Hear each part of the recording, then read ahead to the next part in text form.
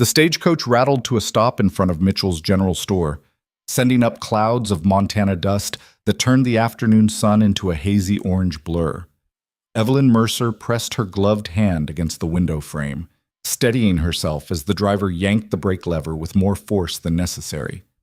Her stomach had been in knots for the last 50 miles, but she told herself it was just the rough roads, just nerves, just the reasonable anxiety of a woman about to meet her future husband for the first time. She was wrong. The door swung open, and the driver, a tobacco-stained man named Garrett, who'd barely spoken 10 words the entire journey, offered his hand without meeting her eyes. Evelyn noticed but didn't comment. She'd grown accustomed to men avoiding direct eye contact back in Philadelphia. Sometimes it was respect. More often, it was something else entirely. Her boots hit the packed dirt of Red Hollow's main street, and for a moment, Evelyn allowed herself to hope. The town was small, rough around the edges, but it was hers now. Or it would be, once she married Caleb Whitmore, the merchant who'd answered her letter, the man who'd promised her safety, stability, and a fresh start far from the wreckage of her old life. The wreckage that included her parents' death from fever, debts that had swallowed their modest home, and the endless whispered conversations that followed her everywhere in Philadelphia society. That Mercer girl, the one with the strange hair. You know what they say about women with that coloring? Evelyn had learned to keep her head high and her bonnet secure. But out here, she'd been told, things were different. The frontier didn't care about superstitions or old wives' tales. It cared about survival, hard work, and practical partnerships. Caleb's letters had been sparse, but direct. He needed a wife. She needed a home. It was a transaction that made sense to them both. Miss Mercer? She turned toward the voice and found a thin man in a clerk's vest standing on the store's wooden porch. He was young, maybe 25, with pale skin that suggested he didn't spend much time outdoors. His eyes darted to her face, then away, then back again with poorly concealed curiosity. "Yes," Evelyn said, lifting her chin slightly. "I'm looking for Mr. Caleb Whitmore. He's on his way, miss. Said to wait here." The clerk shifted his weight from foot to foot. "Can I get you some water? You must be parched from the journey." "That would be kind. Thank you." The clerk disappeared inside and Evelyn became acutely aware of the attention she was drawing. A woman across the street had stopped sweeping her porch. 2 men outside the saloon had paused their conversation to stare. A child tugging on his mother's skirt pointed in her direction until the mother yanked his arm down and hurried him along. Evelyn's hand drifted to her bonnet, checking that it was still properly secured. It was. But that had never been enough before, and she was starting to suspect it wouldn't be enough now. The clerk returned with a tin cup of water. "Here you are, miss." "Thank you, Mr. Potter. Henry Potter."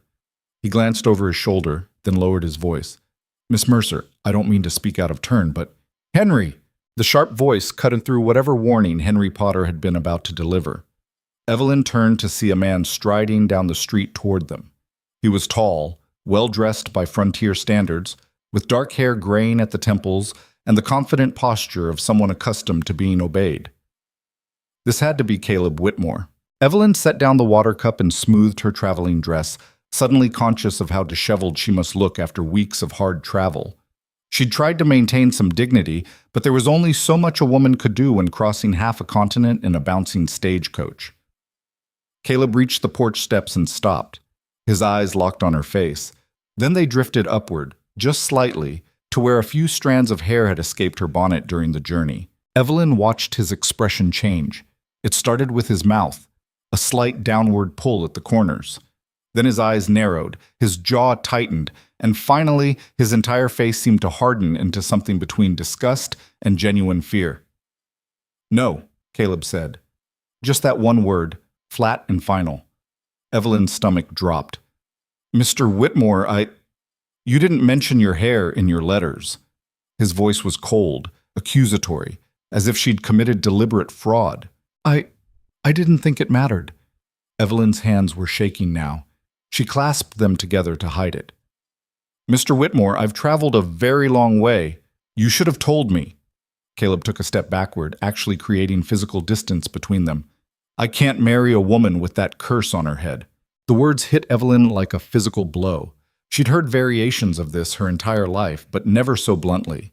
Never with such open revulsion from a man who'd proposed marriage through written correspondence. People were gathering now. The woman across the street had abandoned all pretense of sweeping.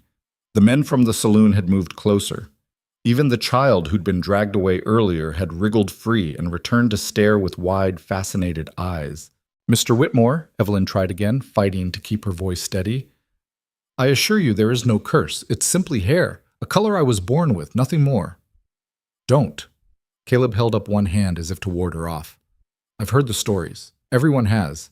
Red hair like that, it's a mark. A warning. My first wife had dark hair, proper hair, and she still—" He stopped himself, but not before Evelyn caught something strange in his expression. Something that looked almost like guilt. "Your first wife?" Evelyn's mind raced through his letters, searching for any mention of a previous marriage. There had been none. "She's dead." Caleb's voice turned harsh. "Died 5 years ago, and I won't bring another curse into my home." "I'm not a curse!" The words burst out before Evelyn could stop them. "I'm a woman who answered your advertisement in good faith. I sold everything I owned to make this journey. I have nowhere else to go. That's not my problem." Caleb turned to Henry Potter. "Put her on the next stage heading east. I'll cover the fare." "East?" Evelyn felt panic rising in her chest. "There's nothing for me back east. You don't understand. I understand perfectly." Caleb finally met her eyes fully, and what Evelyn saw there made her blood run cold.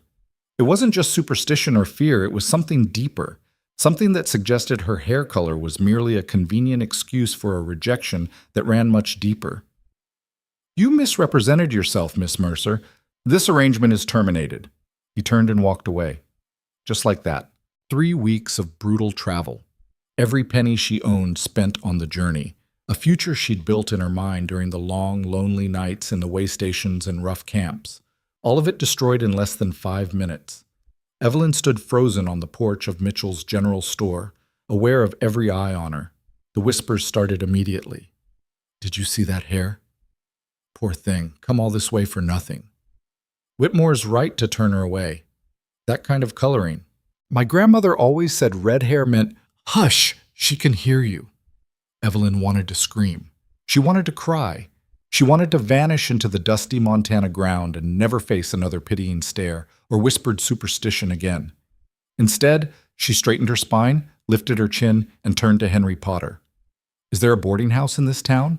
Henry blinked, clearly not expecting the question. "Yes, miss. Mrs. Crawford runs a place about 3 blocks down, but I'm not sure she's taking boarders or she isn't. Which is it?" "She is, but then I'll need directions."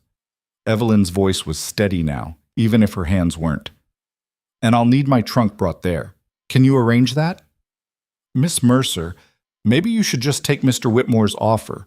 Go back east where what? Where people will treat me better?" Evelyn let out a bitter laugh. "I left Philadelphia for a reason, Mr. Potter, and it wasn't because the people there were so kind about my hair color." Henry opened his mouth, closed it, then seemed to make a decision. 3 blocks south, then 1 block west. Yellow house with a porch. Mrs. Crawford's place.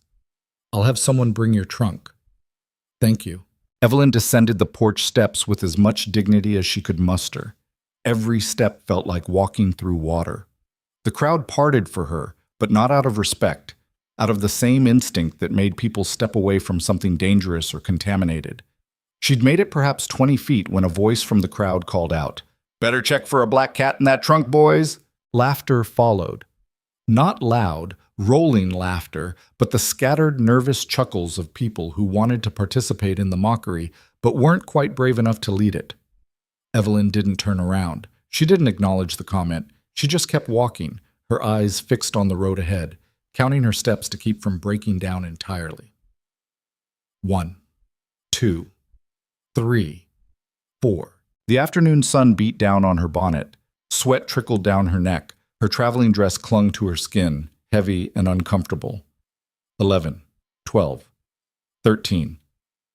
A woman pulled her daughter close as Evelyn passed, as if red hair might be contagious. 21, 22, 23. By the time Evelyn reached Mrs. Crawford's boarding house, her entire body was trembling with suppressed emotion. The yellow paint was peeling, and the porch sagged slightly to one side, but it was a roof. It was shelter. It was something. She knocked. A woman in her 50s answered, wiping flour-covered hands on her apron. Mrs. Crawford had a weathered face and sharp eyes that immediately took in every detail of Evelyn's appearance. "Help you? I need a room." Evelyn hated how small her voice sounded. "I can pay. Not much, but I can work too. I'm a hard worker. I can cook, clean, do laundry." "You the mail-order bride Whitmore just turned away?" There was no point lying. The whole town would know by sunset anyway. "Yes." Mrs. Crawford studied her for a long moment. Evelyn braced herself for another rejection, another door closing in her face, another "Room's $2 a week, meals included. You can work off $1 of that helping in the kitchen, and with washing, I'll need the other $1 in cash." Evelyn nearly wept with relief. "Thank you. Thank you so much." "Don't thank me yet. Rules are strict. No men in rooms, no drinking, no loud noise after 9. Church on Sunday is expected, not required. Understand?" "Yes, ma'am." "Good." Mrs. Crawford stepped aside. "Third door on the left, upstairs. Water for washing is in the basin. Supper's at 6. Don't be late." The room was tiny, barely large enough for a narrow bed, a washstand, and a small trunk. But it was private. It was hers.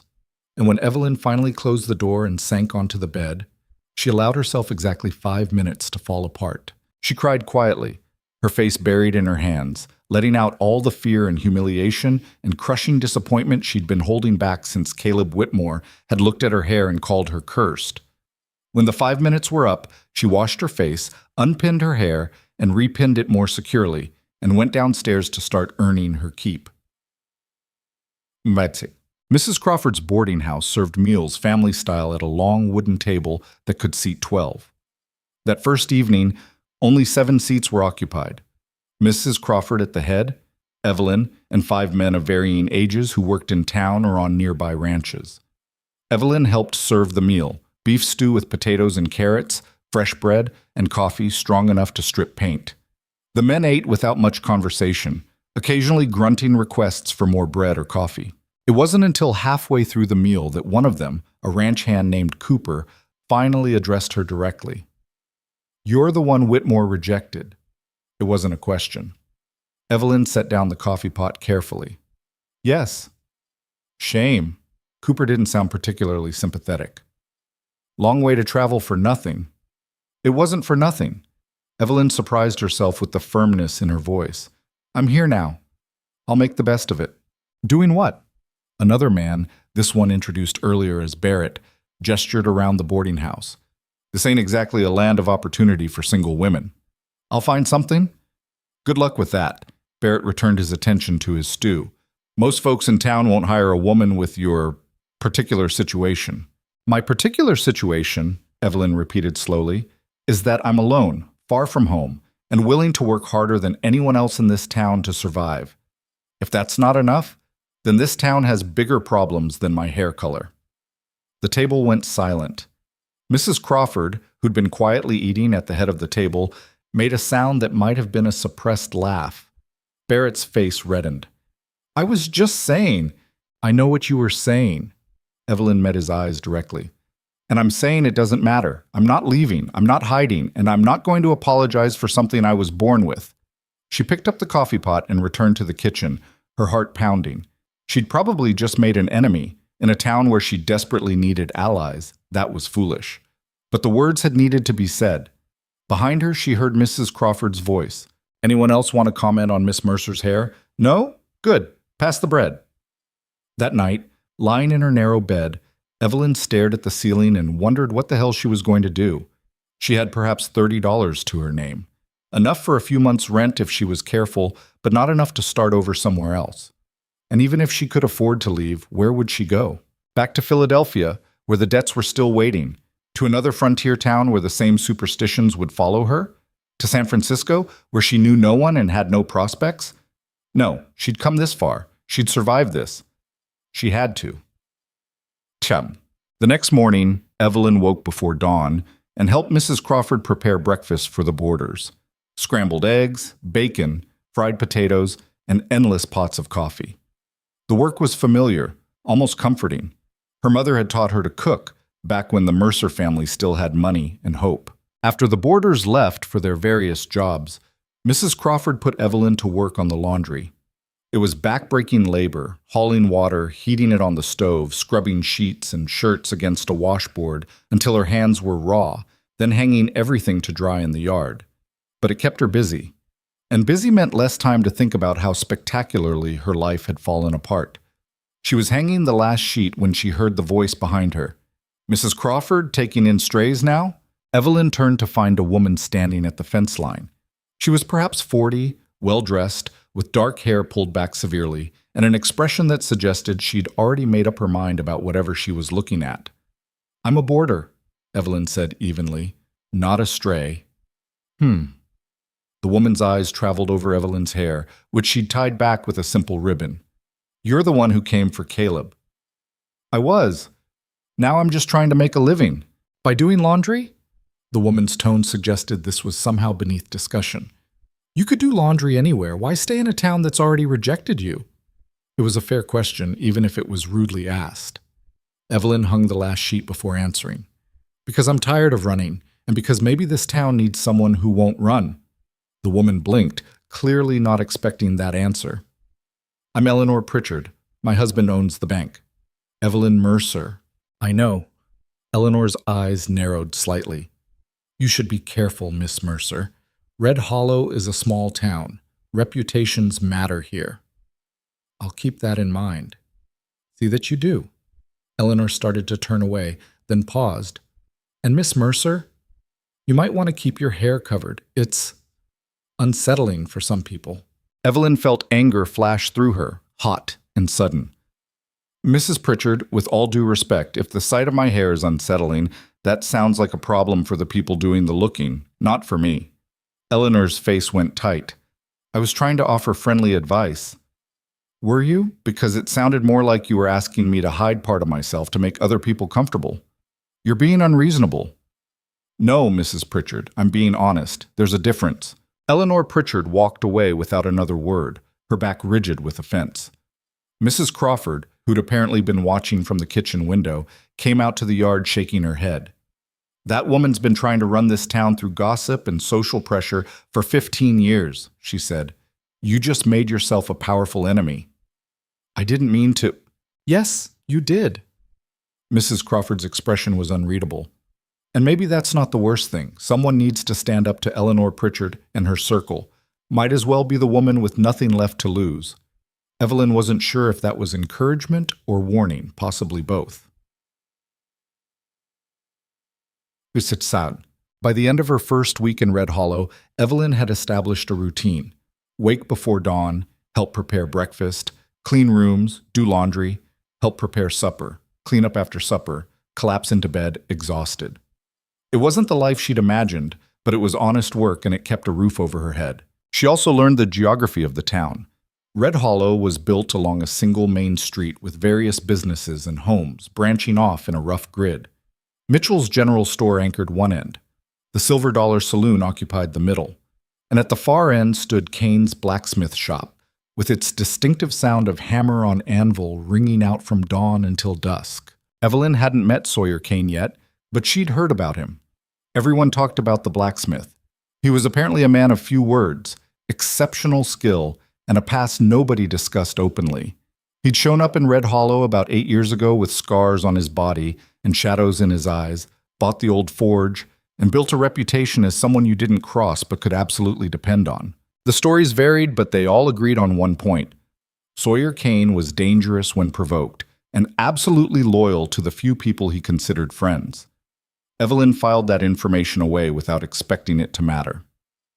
The blacksmith and the rejected mail-order bride moved in different circles, or so she thought. On Sunday morning, Mrs. Crawford informed all boarders that church attendance was strongly encouraged. Evelyn had mixed feelings about organized religion. Her experiences back east had soured her on the judgment that often masqueraded as faith, but she needed whatever goodwill she could build in this town. So she put on her best dress, secured her hair as neatly as possible under her bonnet, and walked to the church with Mrs. Crawford and two of the quieter boarders. The Red Hollow Community Church was a simple wooden structure with a cross on top and windows that didn't quite close properly. Inside, rough-hewn pews faced a plain pulpit. The congregation was already gathering when they arrived, families in their Sunday best, ranchers scrubbed clean, business owners maintaining appearances. Evelyn felt the moment people noticed her. The conversations didn't stop exactly, but they changed. Lowered voices, sideways glances, a few people shifting slightly away from where she stood.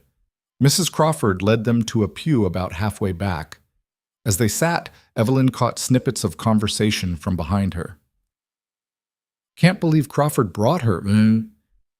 Proper for someone like that to be in church. Husband would never allow." Evelyn kept her eyes forward and her hands folded in her lap. She would not give them the satisfaction of seeing her react. The service began. The preacher, a thin man named Reverend Michaels, spoke about community and charity and loving thy neighbor. Evelyn might have found it moving if she hadn't been so acutely aware of how little love was being directed her way from the neighboring pews. It was during the final hymn that she noticed him, a man standing alone in the back corner of the church, arms crossed, not singing. He was tall, broad-shouldered, with dark hair that needed cutting, and a face that looked like it had been carved from rough stone and never properly finished. A scar ran from his left temple down to his jaw. His clothes were clean but worn, and his hands, even from this distance, showed the permanent stains and calluses of someone who worked with fire and metal. Sawyer Kane. He wasn't looking at the preacher or the hymnal or anywhere in particular. He was looking directly at her. Their eyes met for perhaps 3 seconds. In that brief moment, Evelyn saw something she hadn't expected. Curiosity. Not fear. Not disgust. Not the calculating assessment of how much scandal she might bring. Just simple, direct curiosity about who she was. Then someone shifted in the pew in front of her, blocking her view, and when she looked again, the blacksmith had turned his attention elsewhere. After the service, people clustered in small groups outside the church. Evelyn found herself standing slightly apart, not quite integrated into any conversation. Mrs. Crawford was talking to another boarding house owner. The other boarders had wandered off to chat with friends. Evelyn was debating whether to just walk back alone when a voice behind her said, "You're new." She turned to find Sawyer Kane standing a few respectful feet away. Up close, he was even more imposing, not just tall, but built like someone who'd spent years swinging a hammer and hauling iron. "New enough," Evelyn said. "You must be Mr. Kane." Sawyer. He didn't offer his hand, which Evelyn appreciated. She was tired of men who wouldn't touch her for fear of bad luck. "You're staying at Crawford's place." "I am." "And you came here to marry Caleb Whitmore." "Briefly. That didn't work out." Sawyer's mouth twitched slightly, not quite a smile. "Heard about that. Whole town heard about that." "I'm sure they did." Evelyn couldn't quite keep the bitterness out of her voice. "Whitmore's a fool." The blunt statement surprised her. "Is he?" Any man who judges a woman by her hair color instead of her character is a fool. And Whitmore, Sawyer paused, seeming to choose his words carefully. "Let's just say his judgment's been questionable before." Evelyn studied him. "You're the first person in this town to say anything like that. Most people in this town are afraid of Whitmore. He controls a lot of the supply lines, has the ear of the territorial government, and holds debts on half the businesses here." Sawyer's expression didn't change. "I'm not afraid of him." "Why not?" "Because he needs me more than I need him. A town can survive without a merchant, especially a crooked one. It can't survive without a blacksmith." It was a practical assessment, delivered without ego. Evelyn found herself liking this strange, scarred man despite herself. "Well," she said, "thank you for saying it anyway, even if you're the only one." "I'm not?" Sawyer jerked his chin toward the church. "Half the people in there know Whitmore's full of horse shit. They're just too scared or too dependent on him to say it out loud." The casual profanity coming from a man who'd just attended church made Evelyn laugh. It was the first genuine laugh she'd managed since arriving in Red Hollow. Sawyer's expression softened slightly at the sound. "You planning to stick around?" "I don't have much choice." "There's always a choice. You could take Whitmore's money and head back east." "No." Evelyn shook her head firmly. "I'm done running. If this town can't handle the color of my hair, That's their problem, not mine. This time, Sawyer did smile, a brief flash of amusement that transformed his harsh features into something almost warm. Good. Town could use someone with a spine. He walked away before Evelyn could respond, his long strides carrying him quickly down the street toward the forge. Mrs. Crawford appeared at her elbow. Well, well, that's interesting. What is? Sawyer Kane doesn't talk to people. He nods, he grunts, he occasionally answers direct questions, but he doesn't strike up conversations. Mrs. Crawford's eyes gleamed with speculation. Especially not with single women. We barely spoke for a minute. Exactly.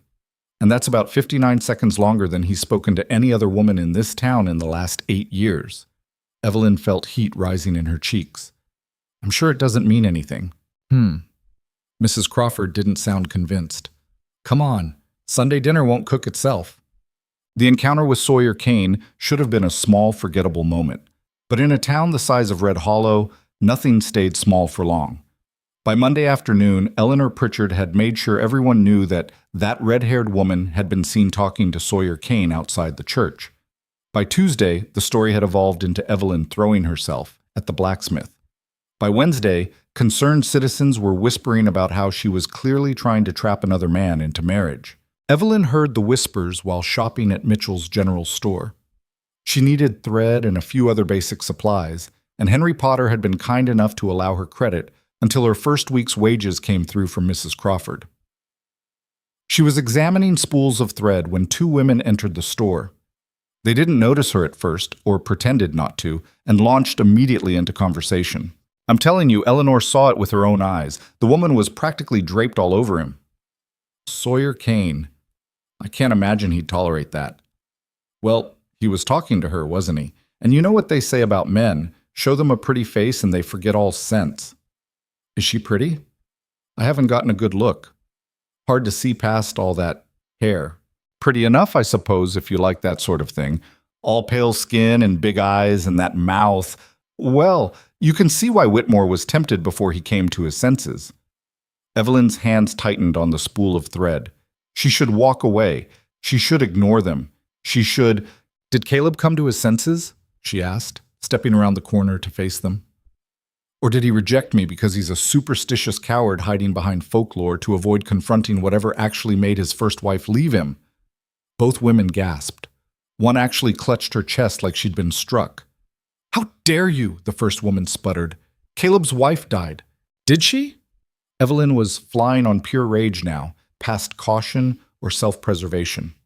Funny how no one in this town seems to know any details about that. Where she's buried, how she died, why a supposedly devoted husband never mentions her except as an excuse to reject someone else. You're insane, the second woman hissed. Absolutely insane. No wonder your hair's bull. My hair is hair, Evelyn's voice rose. It's keratin and melanin and nothing more. It doesn't predict the future. It doesn't cause bad luck. It's not a curse or a mark or anything except a color I was born with. And if you and the rest of this town are going to judge me for something I have no control over, then you're the ones with the problem, not me. Henry Potter had appeared from the back room, looking alarmed. Miss Mercer, please. I'm done, Evelyn said, setting down the thread more carefully than she felt. I'll come back when the store is less crowded. She walked out with her head high and her hands shaking. The confrontation would cost her, she knew that. Word would spread. Eleanor Pritchard would hear about it within the hour. The few people who'd been willing to give her a chance might reconsider. But she didn't care. She was tired of being quiet, tired of apologizing for existing, tired of watching people whisper and judge and condemn based on nothing but pigment. If this town couldn't handle honesty, then maybe it didn't deserve her attempts to fit in. She was halfway back to the boarding house when she heard footsteps behind her. Miss Mercer. She turned to find Sawyer Kane approaching. He must have been working. His shirt was rolled up to the elbows, showing forearms marked with old burns and new soot. Mr. Kane? Heard you caused a scene at Mitchell's. Of course he'd heard. News in this town traveled faster than telegraph signals. I suppose I did. Evelyn waited for the lecture, for the disappointed head shake, for the subtle suggestion that she should be more careful, more diplomatic, more acceptable. Instead, Sawyer said, Good. Evelyn blinked. Good? Someone needed to say it. Those women have been spreading poison in this town for years. About time someone called them on it. I probably just made everything worse for myself. Maybe. Sawyer shrugged. Or maybe you just showed people that you're not going to roll over and accept their nonsense. Sometimes that earns more respect than being agreeable. That hasn't been my experience. Give it time. He hesitated, then added, You need work? The question caught Evelyn off guard. I have the boarding house. That's not work, that's survival. I'm asking if you need actual paid employment. Doing what? I need someone to manage the books for the forge. Keep track of orders, invoices, payments, handle correspondence with suppliers, maybe help with customers when I'm working on something that can't be interrupted. Sawyer's expression remained neutral, professional.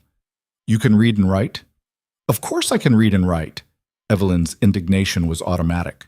Then you're more qualified than most people in this town. Job pays $3 a week, 4 hours a day, 6 days a week. You can set the hours around your work at Crawford's place. $3 a week.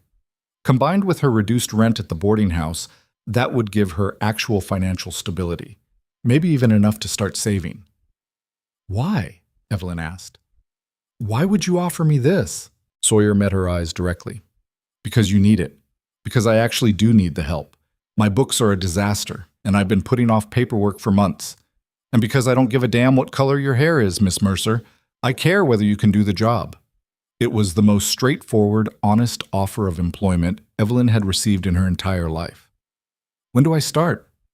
Tomorrow morning, 7 o'clock. He walked away before she could thank him, leaving Evelyn standing in the street with the first real hope she'd felt since stepping off that stagecoach. Maybe, just maybe, Red Hollow had one person who saw her as something other than a curse. And maybe, just maybe, that would be enough. The forge was already hot when Evelyn arrived the next morning at 7 sharp. She could feel the heat radiating from the building before she even reached the door, could hear the rhythmic clang of hammer on metal that seemed to set the rhythm for the entire street. Sawyer was working on what looked like a wagon axle, his shirt already dark with sweat despite the early hour. He glanced up when she entered, nodded once, and jerked his head toward a small office area in the corner of the forge. Books are in there. Invoice box on the left is what needs to be paid. Box on the right is what people owe me. Middle drawer has the ledger. Good luck making sense of any of it. Evelyn stepped into the office and immediately understood what he meant. Papers were scattered across the desk in no discernible order. Some had grease stains. Others were singed at the edges. A few appeared to have been used as impromptu coasters for coffee cups. How long has it been since someone organized this? She called out. 3 years? Maybe 4. The hammering resumed. Evelyn rolled up her sleeves and got to work. The first hour was spent simply sorting papers into categories. Invoices received, invoices sent, supply orders, customer requests, correspondence with merchants in other towns, and a miscellaneous pile for things she couldn't immediately classify. The miscellaneous pile was distressingly large. By the second hour, she'd started on the ledger itself. Sawyer's handwriting was surprisingly neat, but his accounting methods were chaotic. He'd log payments on whatever page happened to be open, cross out mistakes instead of correcting them properly, and occasionally abandon entries mid-calculation when something more urgent needed his attention at the forge. But underneath the chaos, Evelyn could see the shape of a successful business. Sawyer Kane did quality work, charged fair prices, and had customers from 6 different towns in the territory. He just had no system for tracking any of it. She was cross-referencing an invoice from a ranch 30 miles north when Sawyer appeared in the doorway, wiping his hands on a rag. You need anything? Water? Coffee's terrible, but it's hot. I'm fine. Evelyn looked up from the ledger. Mr. Kane, did you know the Morrison Ranch owes you $47 from last spring? Sawyer frowned. They paid that. According to your ledger, they paid $32.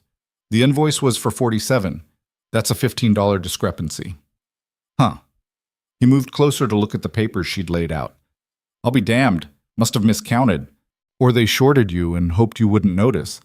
Evelyn kept her tone professional. It happens more often than you'd think, especially with customers who know record-keeping isn't your strength. Sawyer's jaw tightened. How many others? I've only gone through about 1/3 of the invoices, but so far, At least 6 that I can identify, ranging from $5 to $20. It adds up. Son of a s... Sawyer stopped himself, glancing at her. Sorry. I've heard worse. I grew up in Philadelphia, not a convent. That almost smile flickered across his face again. You're hired for more than 4 hours if you want it. This is going to take longer than I thought to sort out. I can work 6 hours a day if Mrs. Crawford approves. I still need to pull my weight at the boarding house. Fair enough. And Miss Mercer? Sawyer met her eyes. Thank you. I knew it was bad, but I didn't realize people were stealing from me. Some might be honest mistakes, but some... Evelyn shrugged. Some people see someone who doesn't keep close books and decide that's an opportunity. We'll figure out which is which. After Sawyer returned to the forge, Evelyn continued working through the papers. The office had a small window that overlooked the main street, and through it she could see the daily life of Red Hollow unfolding. People walking to the general store, a freight wagon rumbling past, children chasing a dog, and people staring at the forge, clearly curious about the red-haired woman now working inside. She ignored them and kept working. By midday, she'd made significant progress. The invoices were sorted, the most urgent payables identified, and she'd started a new clean ledger with proper categories and clear entries.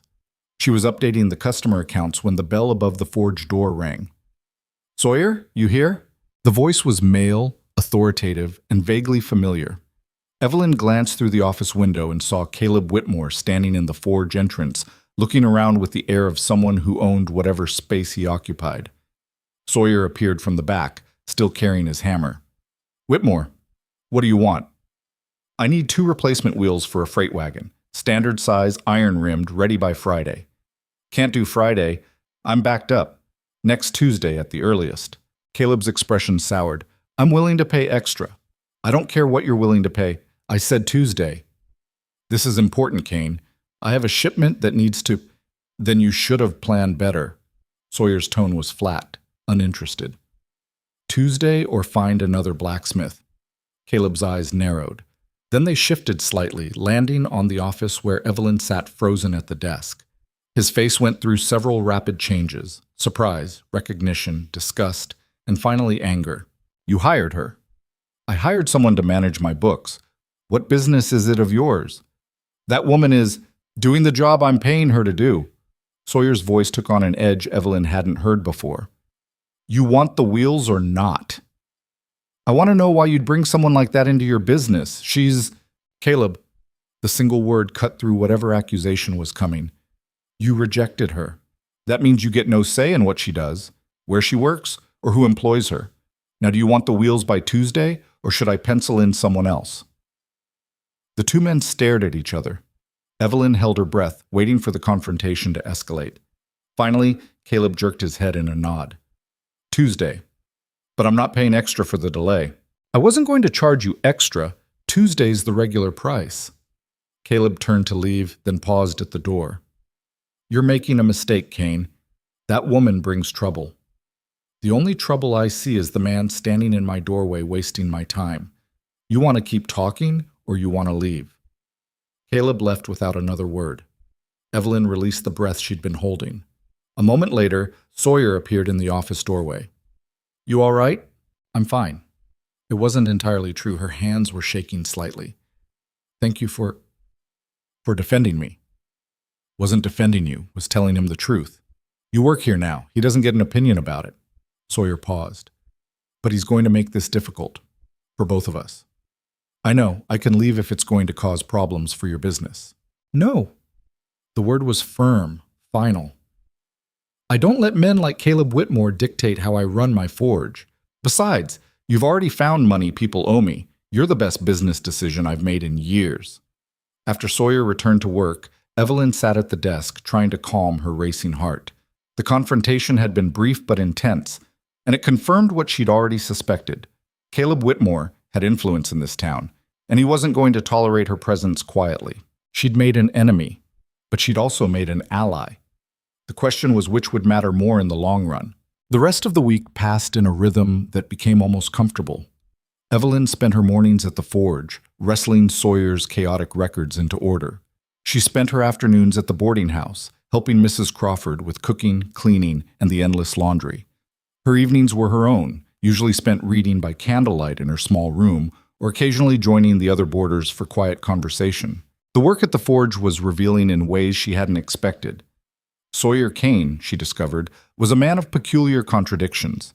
He could spend hours crafting a delicate door hinge with the patience of a jeweler, then lose his temper and throw a ruined horseshoe across the forge when the metal wouldn't cooperate. He rarely spoke more than necessary, but when he did talk, his observations were sharp and often darkly funny. He had a reputation as someone dangerous, yet Evelyn watched him spend an entire afternoon repairing a widow's broken cookpot for free because she couldn't afford to pay. And he never, not once, treated Evelyn as anything other than a competent employee doing valuable work. It was such a novel experience that it took her nearly 2 weeks to stop waiting for the other shoe to drop. On Friday afternoon of her second week, Evelyn was updating customer accounts when a woman entered the forge. She was perhaps 60, with gray hair pulled back in a severe bun and the kind of weathered face that came from decades of frontier life. "Sawyer Kane here," she called out. Sawyer emerged from the back. "Mrs. Carmichael, plow blade ready?" "That's what I'm here to check." The woman's eyes landed on Evelyn. "Who's this?" "My bookkeeper, Miss Mercer." Mrs. Carmichael studied Evelyn with the kind of direct, assessing gaze that didn't bother with politeness. "You're the one Whitmore rejected." "I am." Evelyn had learned there was no point denying it. "Heard you gave Eleanor Pritchard's friends an earful at Mitchell's store." "I did." "Good." Mrs. Carmichael's stern expression cracked into something almost resembling approval. That woman and her circle have been the self-appointed moral guardians of this town for too long. Someone needed to tell them where to shove their opinions. Evelyn blinked, surprised. "You're the first person besides Mr. Kane who said anything like that. Most people are cowards. They don't like Eleanor and her friends, but they're too afraid of social consequences to speak up." Mrs. Carmichael turned back to Sawyer. "The plow blade ready or not?" "In the back. I'll get it." After Sawyer disappeared, Mrs. Carmichael lingered by the desk. "You planning to stick around Red Hollow?" "That's the plan." "Good. Town could use more women with spines. We've got too many who think their job is to look pretty, have babies, and never question anything a man tells them." She paused. "You know how to shoot?" The question was so unexpected that Evelyn laughed. "Excuse me? Shoot a rifle. Can you do it?" No. My father never taught me." "Then you should learn. Frontier's no place for a woman who can't defend herself, especially one who's made enemies." Mrs. Carmichael's expression turned serious. "Caleb Whitmore's not a good man, girl, and he doesn't like being embarrassed. You rejecting his rejection, working here, speaking up, not crawling away in shame, that's embarrassment. He'll find a way to strike back." A chill ran down Evelyn's spine. "What do you mean?" "I mean, be careful and learn to shoot." Sawyer returned with the plow blade, and Mrs. Carmichael inspected it with a critical eye before nodding approval. "Good work as always, Kane. Put it on my account." After she left, Evelyn sat at the desk trying to process the warning. She'd known Caleb was angry, but the idea that he might be actively dangerous hadn't fully registered until now. Sawyer appeared in the doorway. "What did Mrs. Carmichael say to you?" "She told me to learn how to shoot." "She's not wrong." Sawyer leaned against the doorframe. "You know how?" "No." "Want to learn?" Evelyn looked up at him. "Are you offering to teach me?" "I'm offering to bring you to the shooting range Sunday afternoon. Whether you learn anything depends on whether you can follow instructions and not flinch." "I don't flinch." "We'll see about that." Sunday after church, Sawyer collected Evelyn from the boarding house and led her to a clearing about a mile outside town. Someone had set up a basic shooting range here, rough targets nailed to trees at varying distances, a flat area for standing, and spent shell casings scattered in the dirt. Sawyer carried 2 rifles. He handed the smaller one to Evelyn. "This is a Winchester, lever action, holds 15 rounds, not too heavy, not too light. Good starter rifle." Evelyn took it carefully, surprised by the weight. "I thought it would be heavier." "It's heavy enough when you've been carrying it for a few hours." Sawyer moved behind her, adjusting her grip. "Dominant hand here, other hand supporting the barrel. Stock against your shoulder, firm, but don't tense up or the recoil will knock you back." His hands were warm through her sleeves, professional but present. Evelyn tried to focus on the instructions rather than the unexpected proximity. Sight down the barrel. See those notches? Line them up with your target. Breathe steady. When you're ready, squeeze the trigger. Don't pull. Squeeze. Seems straightforward enough. Knowing how and actually doing it are different things. Try it. Evelyn lined up the sights on the nearest target, a piece of wood with a circle painted on it. She breathed in, breathed out, and squeezed the trigger. The rifle kicked back harder than she'd expected. The shot went wide, missing the target entirely and sending bark flying from a tree 3 feet to the left. Not bad for a first try, Sawyer said. But you tensed up right before you fired. Try again. Stay relaxed. She tried again and again and again. By the 10th shot, she'd actually hit the target, though nowhere near the center. By the 20th, she was starting to understand the rhythm of it. Breathe, aim, squeeze, absorb the recoil, reset. Sawyer let her work through an entire box of ammunition before calling a break. "You're a natural," he said, and Evelyn couldn't tell if he was being sincere or mocking her. "I hit the target 3 times out of 25 shots. That's hardly natural. You hit it 3 times in your first session. Most people can't hit anything their first day." He reloaded his own rifle with practiced efficiency. "And you didn't flinch. That matters more than accuracy at this stage." "Why?" "Because accuracy comes with practice. But if you flinch every time you pull the trigger, you'll never get better." Sawyer raised his rifle and fired 3 quick shots. All 3 hit the center target. Flinching is fear. You can't shoot well when you're afraid. Are you ever afraid? The question slipped out before Evelyn could stop it. It was too personal, too direct, but Sawyer didn't seem offended. "Every damn day," he said quietly. "Fear keeps you alive out here. The trick is not letting it control you." He handed her the rifle again. 25 more rounds. Focus on breathing and staying loose. They spent another hour at the range. By the time they headed back to town, Evelyn's shoulder was bruised from the recoil and her arms ached from holding the rifle steady. But she'd hit the target 11 times in the second session, and twice she'd actually come close to the center. "Same time next week?" Sawyer asked as they approached the boarding house. "You're willing to keep teaching me? You're willing to keep learning?" "Yes? Then we'll keep at it until you can hit what you're aiming at." He paused. "Mrs. Carmichael was right, you know. You should know how to defend yourself." From Caleb Whitmore? From anyone who might think a woman alone is an easy target. It was a sobering thought, but not an unrealistic one. Evelyn had heard enough stories about the frontier to know that danger came in many forms. "Thank you," she said, "for teaching me." "You didn't have to." Sawyer's expression softened slightly. "Yeah, I did. You work for me now. That means I look out for you. That's how it works."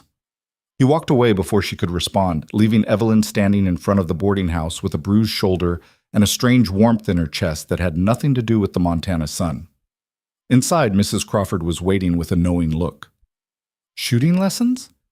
How did you—" "Whole town saw you leave with Sawyer Kane carrying rifles, and the whole town's talking about it." Mrs. Crawford's expression was unreadable. "You're playing with fire, girl." "I'm learning to shoot, that's all." "Is it?" Mrs. Crawford moved closer, lowering her voice. "Evelyn, I like you. You work hard, you don't complain, and you've got more spine than half the men in this town. But you need to be careful. Sawyer Kane has a reputation." "For what?" "For being dangerous. For having a past he doesn't talk about. For being the kind of man women either avoid or throw themselves at, depending on how much sense they have." Evelyn felt her face heat. "I'm not throwing myself at anyone. He offered to teach me to shoot because Mrs. Carmichael said I should learn. That's all this is. Maybe on his end. But people are watching. They're already whispering about you working at the forge. Add in private shooting lessons, and those whispers will turn into assumptions. Let them assume whatever they want. I'm tired of living my life based on what other people might think." Mrs. Crawford sighed. "I admire that attitude, I really do. But this town can be cruel to women who step outside the lines. And you're already dancing right on the edge of those lines. Then maybe it's time someone crossed them entirely." The older woman studied her for a long moment, then shook her head with something that might have been reluctant admiration.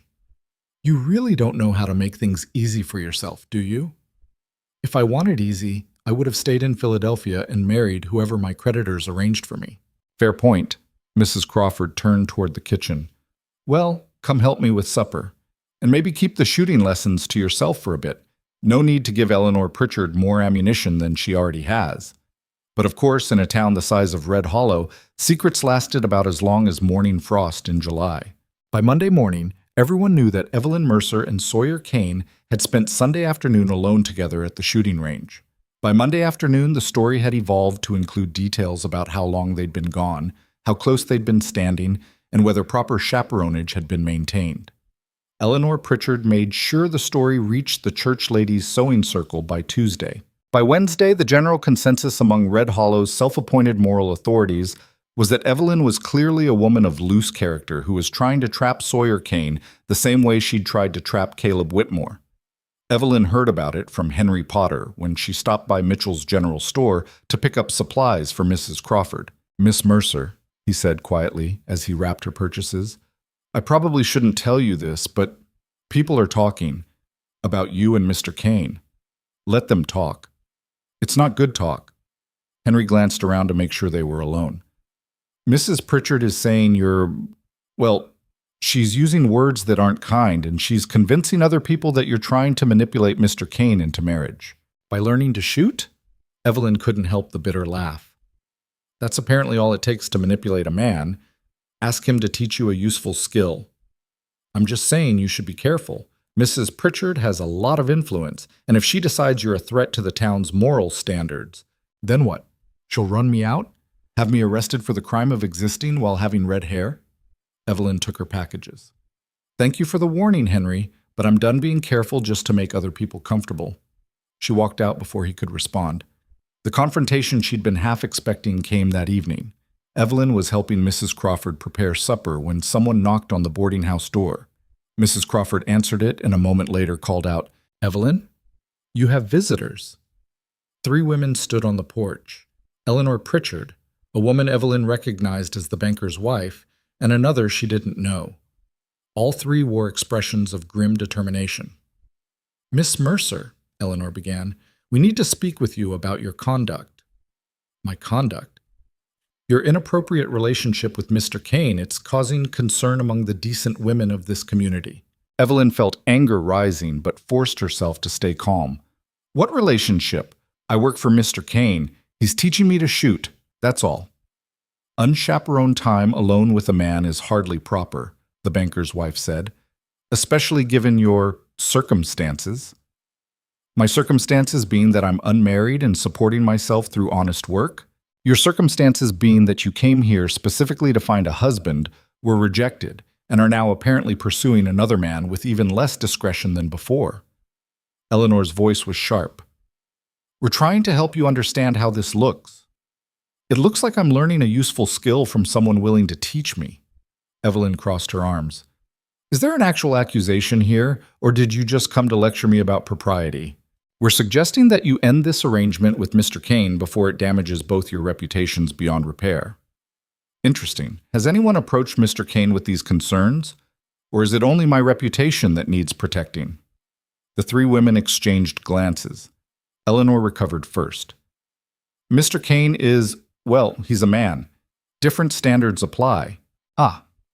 So he can spend unchaperoned time teaching me to shoot without any moral concerns, but I can't learn without being accused of impropriety. Do I have that right?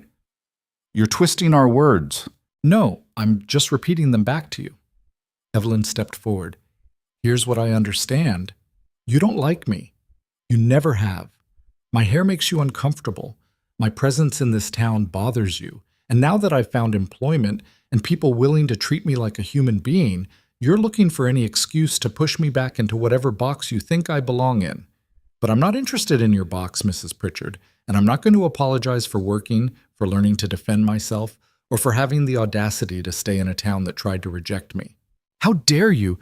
I'm not finished, Evelyn's voice rose. You want to protect this town's moral standards? Start with the men who short-pay workers, who cheat travelers, who beat their wives and drink themselves stupid every Saturday night. Start with Caleb Whitmore and whatever really happened to his first wife. Start with the actual problems instead of inventing scandals where none exist. Eleanor's face had gone white. You're going to regret this. Probably, but at least I'll regret being honest instead of being a coward. The three women left in a flurry of outraged muttering. Mrs. Crawford appeared in the doorway, shaking her head. Well, you just declared war on the most influential women in Red Hollow. They declared war on me the moment I stepped off that stagecoach. Evelyn's hands were shaking with adrenaline. I'm just finally fighting back. You know this is going to make your life harder, right? My life's already hard. At least now I'm making my own choices about it. Mrs. Crawford studied her for a moment, then did something unexpected. She smiled. Your mother would have been proud of you. Or horrified. Maybe both. I'd settle for either at this point. That night, lying in bed, Evelyn wondered if she'd made a terrible mistake. Eleanor Pritchard had power in Red Hollow. She could make things difficult in ways Evelyn hadn't even considered yet. Jobs could disappear. Credit could be denied. Social isolation could deepen into active hostility. But as scared as Evelyn was, she couldn't bring herself to regret the confrontation. She'd spent too many years being quiet, being careful, trying to make herself smaller and more acceptable to people who would never accept her anyway. If she was going to fail, she'd rather fail while being true to herself than succeed while pretending to be someone else. The next morning at the forge, Sawyer took one look at her face and said, "What happened?" Evelyn told him about the visit from Eleanor Pritchard and her allies.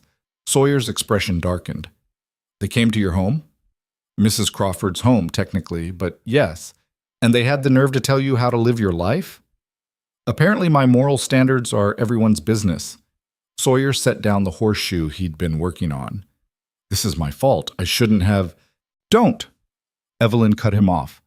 Don't you dare apologize for treating me like a competent adult who can make her own decisions. Those women would have found something to criticize no matter what I did. At least this way I'm being criticized for something worthwhile. Learning to shoot is worthwhile. Learning not to be helpless is worthwhile. Sawyer studied her for a long moment. You're not what I expected. What did you expect? Someone who'd break under the pressure. Someone who'd give up and leave. He picked up the horseshoe again, turning it in his hands. But you're not breaking. You're getting stronger. That's rare. Or stubborn. Same thing sometimes. He returned his attention to the forge. We're still doing shooting lessons Sunday. And if Eleanor Pritchard or anyone else has a problem with that, they can take it up with me directly. That might just make things worse. Let it. Sawyer's voice was flat, final. I don't live my life based on what Eleanor Pritchard thinks is proper, and neither should you. It was a small thing, that declaration of support, but it meant more to Evelyn than she could easily express.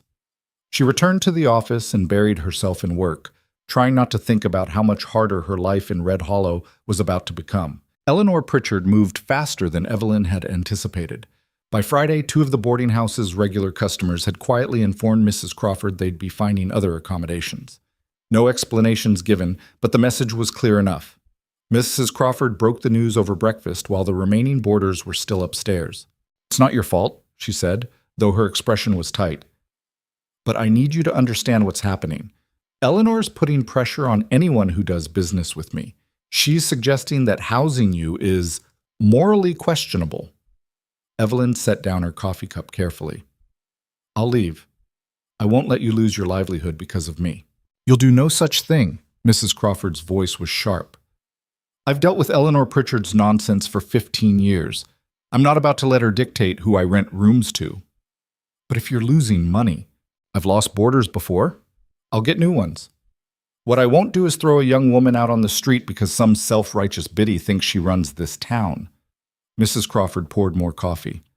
Besides, you're paid up through the month and you work harder than any 3 boarders combined. Financially speaking, keeping you makes more sense than caving to Eleanor.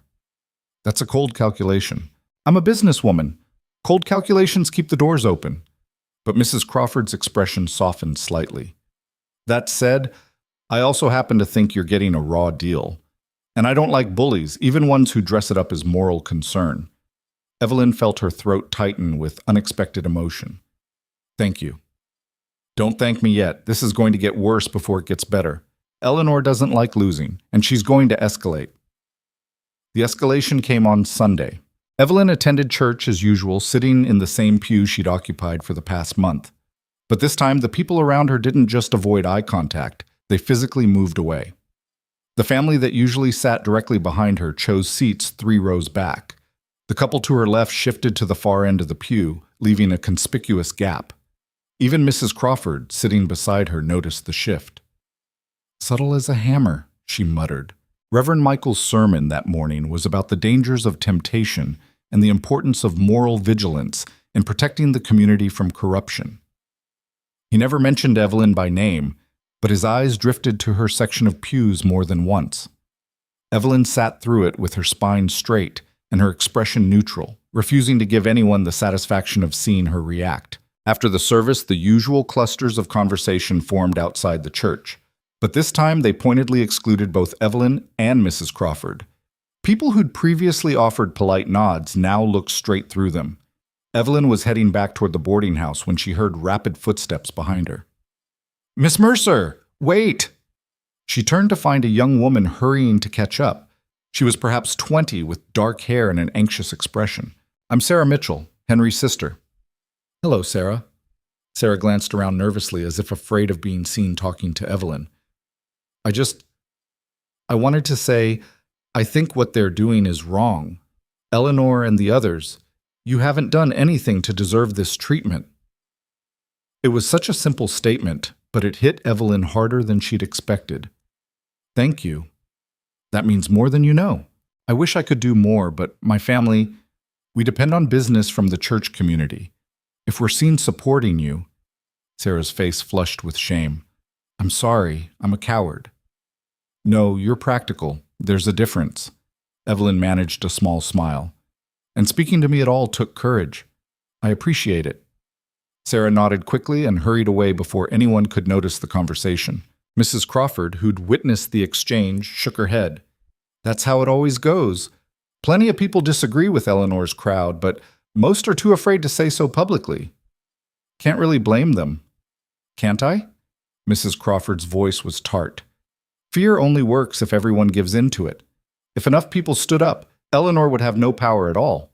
But they won't stand up." "No, they won't, which is why the few who do matter so much." She squeezed Evelyn's arm briefly. "Come on, let's get dinner started. Standing around brooding won't change anything."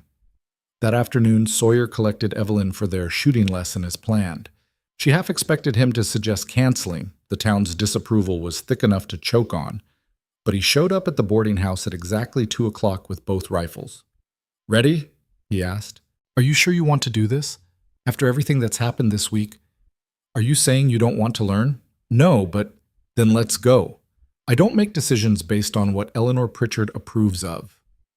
They walked to the shooting range in silence. The day was cooler than previous weeks, with clouds building on the western horizon that suggested rain before nightfall. The clearing felt more isolated than usual, cut off from the town and its whispers. Sawyer handed Evelyn the Winchester and watched as she checked it over, a habit he'd drilled into her from the first lesson. Always check the rifle, always know if it's loaded, never assume. "You've been practicing your stance?" he asked. "In my room. Mrs. Crawford thinks I'm strange." "Probably. But strange is better than unprepared." He gestured to the targets. "Start with the close one. Take your time." Evelyn raised the rifle, settled it against her shoulder, and sighted down the barrel. "Breathe in, breathe out, squeeze." The shot hit the target dead center. Sawyer made an approving sound. "Again." She fired 4 more times. 3 hit the center, 1 clipped the edge, 1 went wide. "Better," Sawyer said. "You're not anticipating the recoil anymore. Try the middle target now." They worked through the exercise in companionable silence, broken only by the crack of gunfire and Sawyer's occasional terse instructions. It was peaceful in a way Evelyn hadn't expected. No judgment, no whispers, just the simple focus of trying to hit what she aimed at. After she'd gone through 2 boxes of ammunition, Sawyer called a break. They sat on a fallen log at the edge of the clearing, passing a canteen of water back and forth. "Can I ask you something?" Evelyn said finally. "You can ask. I might not answer." "Why are you helping me?" "Really helping me, I mean. You gave me a job when no one else would. You're teaching me to shoot. You defended me to Caleb Whitmore, and you're ignoring the town's disapproval. Why? Sawyer was quiet for a long moment, staring out at the targets. You remind me of someone. Who? My sister. She had red hair too. People treated her the same way they're treating you, like she was dangerous or cursed just for existing. His voice was flat, emotionless, in a way that suggested he was working hard to keep it that way. She hated it, the whispers, the fear, the way people looked at her. What happened to her? She married a man who promised to take her away from all of it. Turned out he was worse than the whispers. Beat her bloody the first time she disagreed with him. Kept beating her until she stopped disagreeing at all. Sawyer's hands tightened on the canteen. By the time I found out what was happening, she was too scared to leave. Said it was better than being alone. Better than being rejected everywhere she went. Evelyn's chest tightened. I'm sorry.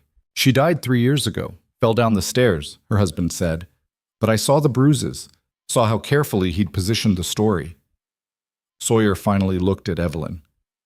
I couldn't save her. She wouldn't let me. But when I saw you step off that stagecoach and watched Caleb reject you in front of the whole town, I saw her.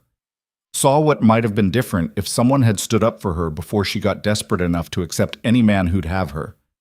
The words hung in the air between them. I'm not your sister, Evelyn said quietly. I know.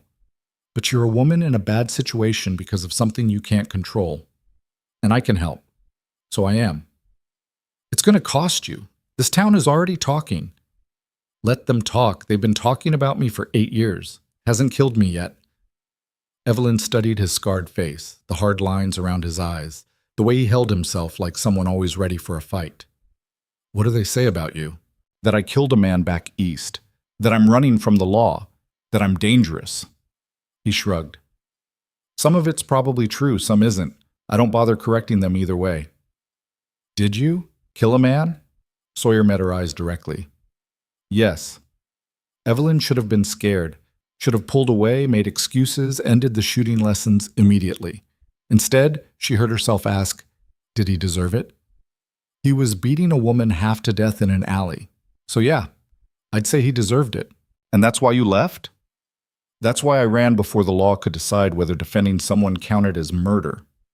His expression was grim. Turns out justice cares more about who you kill than why you did it. The man had money, connections. I had a criminal past and a bad temper. Wasn't hard to guess how that trial would have ended. So you came here. So I came here, built a new life. Tried to be someone better than the angry kid I used to be. He stood up, brushing dirt from his pants. Not sure I've succeeded, but I'm trying. Evelyn stood as well. For what it's worth, I think you're a good man. The kind who actually backs up his convictions instead of just talking about them. That's a generous assessment from someone who's known me a month. Maybe. But I've seen how this town operates. Most people here talk a lot about morality and community while doing absolutely nothing when it counts. You actually do something. That matters. Sawyer looked uncomfortable with the praise. We should head back before the rain hits. They walked back to town as the first drops began to fall. By the time they reached the boarding house, it was pouring, a proper Montana downpour that turned the streets into rivers of mud and sent everyone scrambling for shelter. Sawyer left her at the door with a brief nod, then jogged toward the forge with his coat pulled up over his head. Mrs. Crawford met Evelyn in the hallway with a towel and a knowing look. You're soaked through. It started suddenly. I'm sure it did. Mrs. Crawford handed her the towel. Evelyn, I'm going to ask you something, and I want an honest answer. Are you falling for Sawyer Kane? The question was so direct that Evelyn nearly dropped the towel. What? It's a simple question. Are you developing feelings for him? Evelyn's first instinct was to deny it, but standing there dripping rainwater onto Mrs. Crawford's floor, she found she couldn't lie. I don't know, she said finally. Maybe. He's different from anyone I've ever met. Different how? He treats me like a person, not a curse or a problem or a scandal, just a person who deserves basic respect and fair treatment. Evelyn wrapped the towel around her shoulders.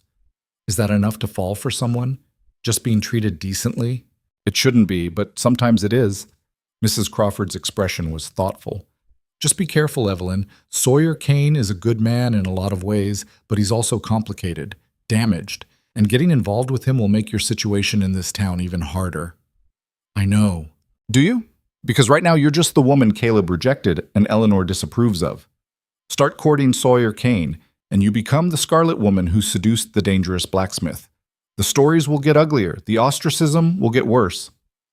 And if I don't care about the stories? Mrs. Crawford sighed. Then I suppose you'll do what you're going to do. Just don't rush into anything. Make sure what you're feeling is real and not just gratitude mixed with loneliness. It was good advice. Sensible advice. Evelyn went upstairs to change out of her wet clothes, trying to figure out what she actually felt for Sawyer Kane. Gratitude, certainly. He'd given her employment and taught her useful skills when no one else would. But was it more than that?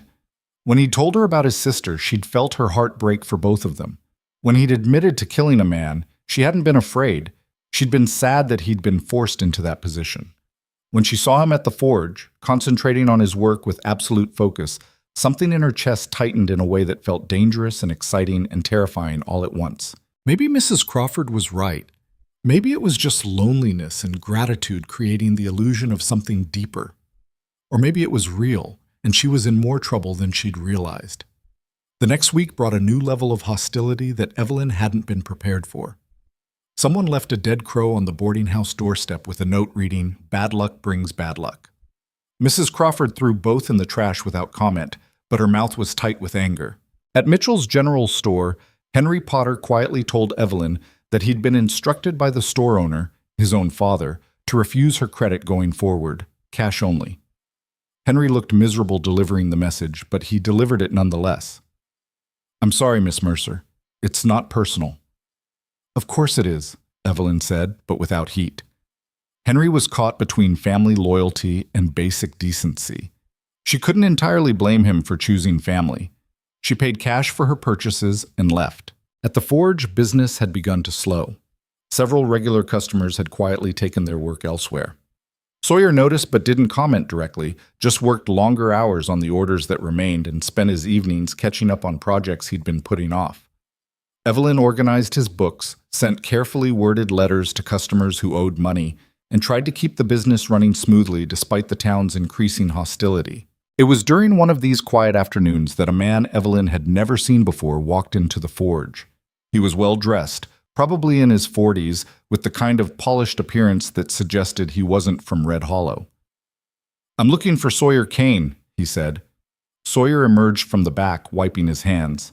"That's me." "James Fletcher. I'm a territorial marshal." He showed a badge.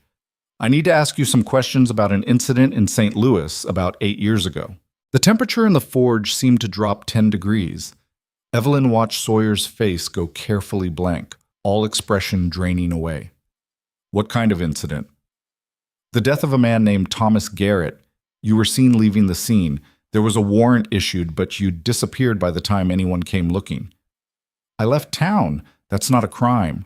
Fleeing before questioning looks suspicious, Mr. Kane, especially when the dead man was a prominent citizen and you had a history of violence. The prominent citizen was beating a woman to death. I stopped him. If that's a crime, then I'm guilty." Marshal Fletcher's expression didn't change. "That's not how witnesses remember it. They remember you beating Thomas Garrett well past the point of self-defense or defense of others. They remember him begging you to stop. They remember you not stopping." Evelyn's hands were gripping the edge of the desk. She wanted to intervene, to defend Sawyer, but she had no idea what she could say that would help. "What do you want?" Sawyer asked flatly. "I want you to come back to St. Louis and answer questions. Clear this up properly. And if I don't? Then I arrest you right now and take you back in chains. Your choice." Sawyer was quiet for a long moment. Evelyn could see him calculating options, weighing possibilities, trying to find a way out of a trap that had apparently been waiting 8 years to spring shut. "Can I have 24 hours to settle my affairs here?" "You can have 12. I'll be at the hotel. If you're not there by 9 tomorrow morning, I come looking. And Mr. Kane?" Fletcher's voice hardened. "Don't make me come looking." After the marshal left, Sawyer stood in the middle of the forge, staring at nothing. Evelyn approached carefully. "Sawyer, this is it," he said quietly. "Everything I've built here. Gone." You don't know that. Maybe if you go back and explain, I killed a man, Evelyn, not in a fair fight, not in legal self-defense.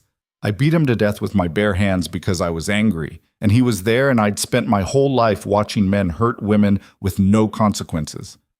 Sawyer's voice was hollow. The law doesn't care why I did it. They care that I did it and then ran. What will happen if you go back? Trial, probably conviction, hanging if the prosecutor's ambitious, prison if I'm lucky.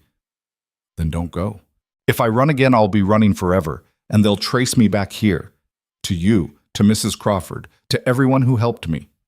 He finally looked at her. I won't do that to you. What about what you're doing to yourself? Evelyn heard her voice rising. You built a life here, a good life. You help people. The town needs you. The town will get another blacksmith. I'm not talking about the town. I'm talking about... She stopped, realizing what she was about to say. Sawyer's expression softened. About you?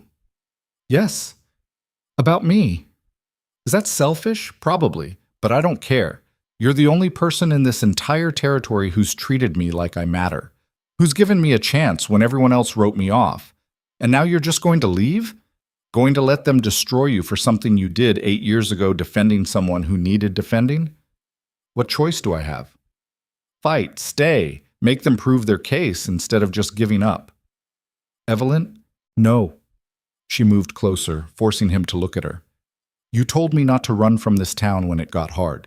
You told me to stand up for myself, to stop caring what other people think and just live my life. Now I'm telling you the same thing. Don't run. Don't surrender. Fight. It's not the same situation, isn't it? You're both being judged for something beyond your control. In your case, defending someone who needed it. In mine, being born with red hair. The details are different, but the principle is the same. And if you give up now, you're telling me that eventually, no matter how hard you fight, the bastards always win. Sawyer stared at her, and for the first time since the marshal had walked in, something like hope flickered across his face. Even if I fight, I'll probably lose. Maybe, but at least you'll lose on your feet instead of on your knees. He reached out and touched her face, a brief, tentative gesture that made Evelyn's heart race. When did you get so fierce? I learned from someone stubborn. The moment stretched between them, charged with something neither of them had quite acknowledged yet. Then Sawyer dropped his hand and stepped back. I need to think. Figure out what I'm going to do. Figure it out with me. Let me help. Evelyn, if I fight this and lose, anyone associated with me will be tainted. Your reputation? My reputation is already destroyed. Eleanor Pritchard made sure of that. So what do I have to lose by standing with you? Everything. No, what I have to lose is the one person in this town who makes me feel like I'm worth something. She met his eyes directly. So let me help, please. Sawyer looked at her for a long moment, then nodded slowly. All right, let's figure this out together. They spent the next several hours going through everything Sawyer remembered about the incident in St. Louis. The woman he'd defended had been a prostitute named Mary Connolly. The man he'd killed, Thomas Garrett, had been a banker's son with political connections and a history of violence that everyone knew about but no one addressed. Sawyer had been working at a different forge back then, saving money to start his own business. He'd been walking home late when he'd heard the screams from the alley. By the time he'd pulled Garrett off Mary, she was barely conscious and bleeding from a head wound. Garrett had turned on Sawyer, drunk and belligerent, swinging wildly. The fight had been brief and brutal. When it was over, Garrett was dead and Mary had disappeared into the night. Sawyer had known immediately how it would look. A poor blacksmith with a record of bar fights versus a wealthy man with family influence. So he'd run. Did you ever try to find Mary? Evelyn asked. She could testify to what actually happened. I looked for her before I left town. But women like her, they know how to disappear when they need to. And even if I'd found her, who would have believed a prostitute over a banker's family? Maybe no one, but it's still evidence. Evelyn drummed her fingers on the desk, thinking, is there anyone else who might have seen what happened? Anyone who could corroborate your story? Not that I know of. It was late, raining. Most people were indoors. What about the location? Was it near any businesses, places that might have records of who was working that night? Sawyer frowned, trying to remember. There was a tavern on the corner, O'Malley's, and a boarding house across the street. Then that's where we start. We write to both places. Ask if anyone remembers the incident.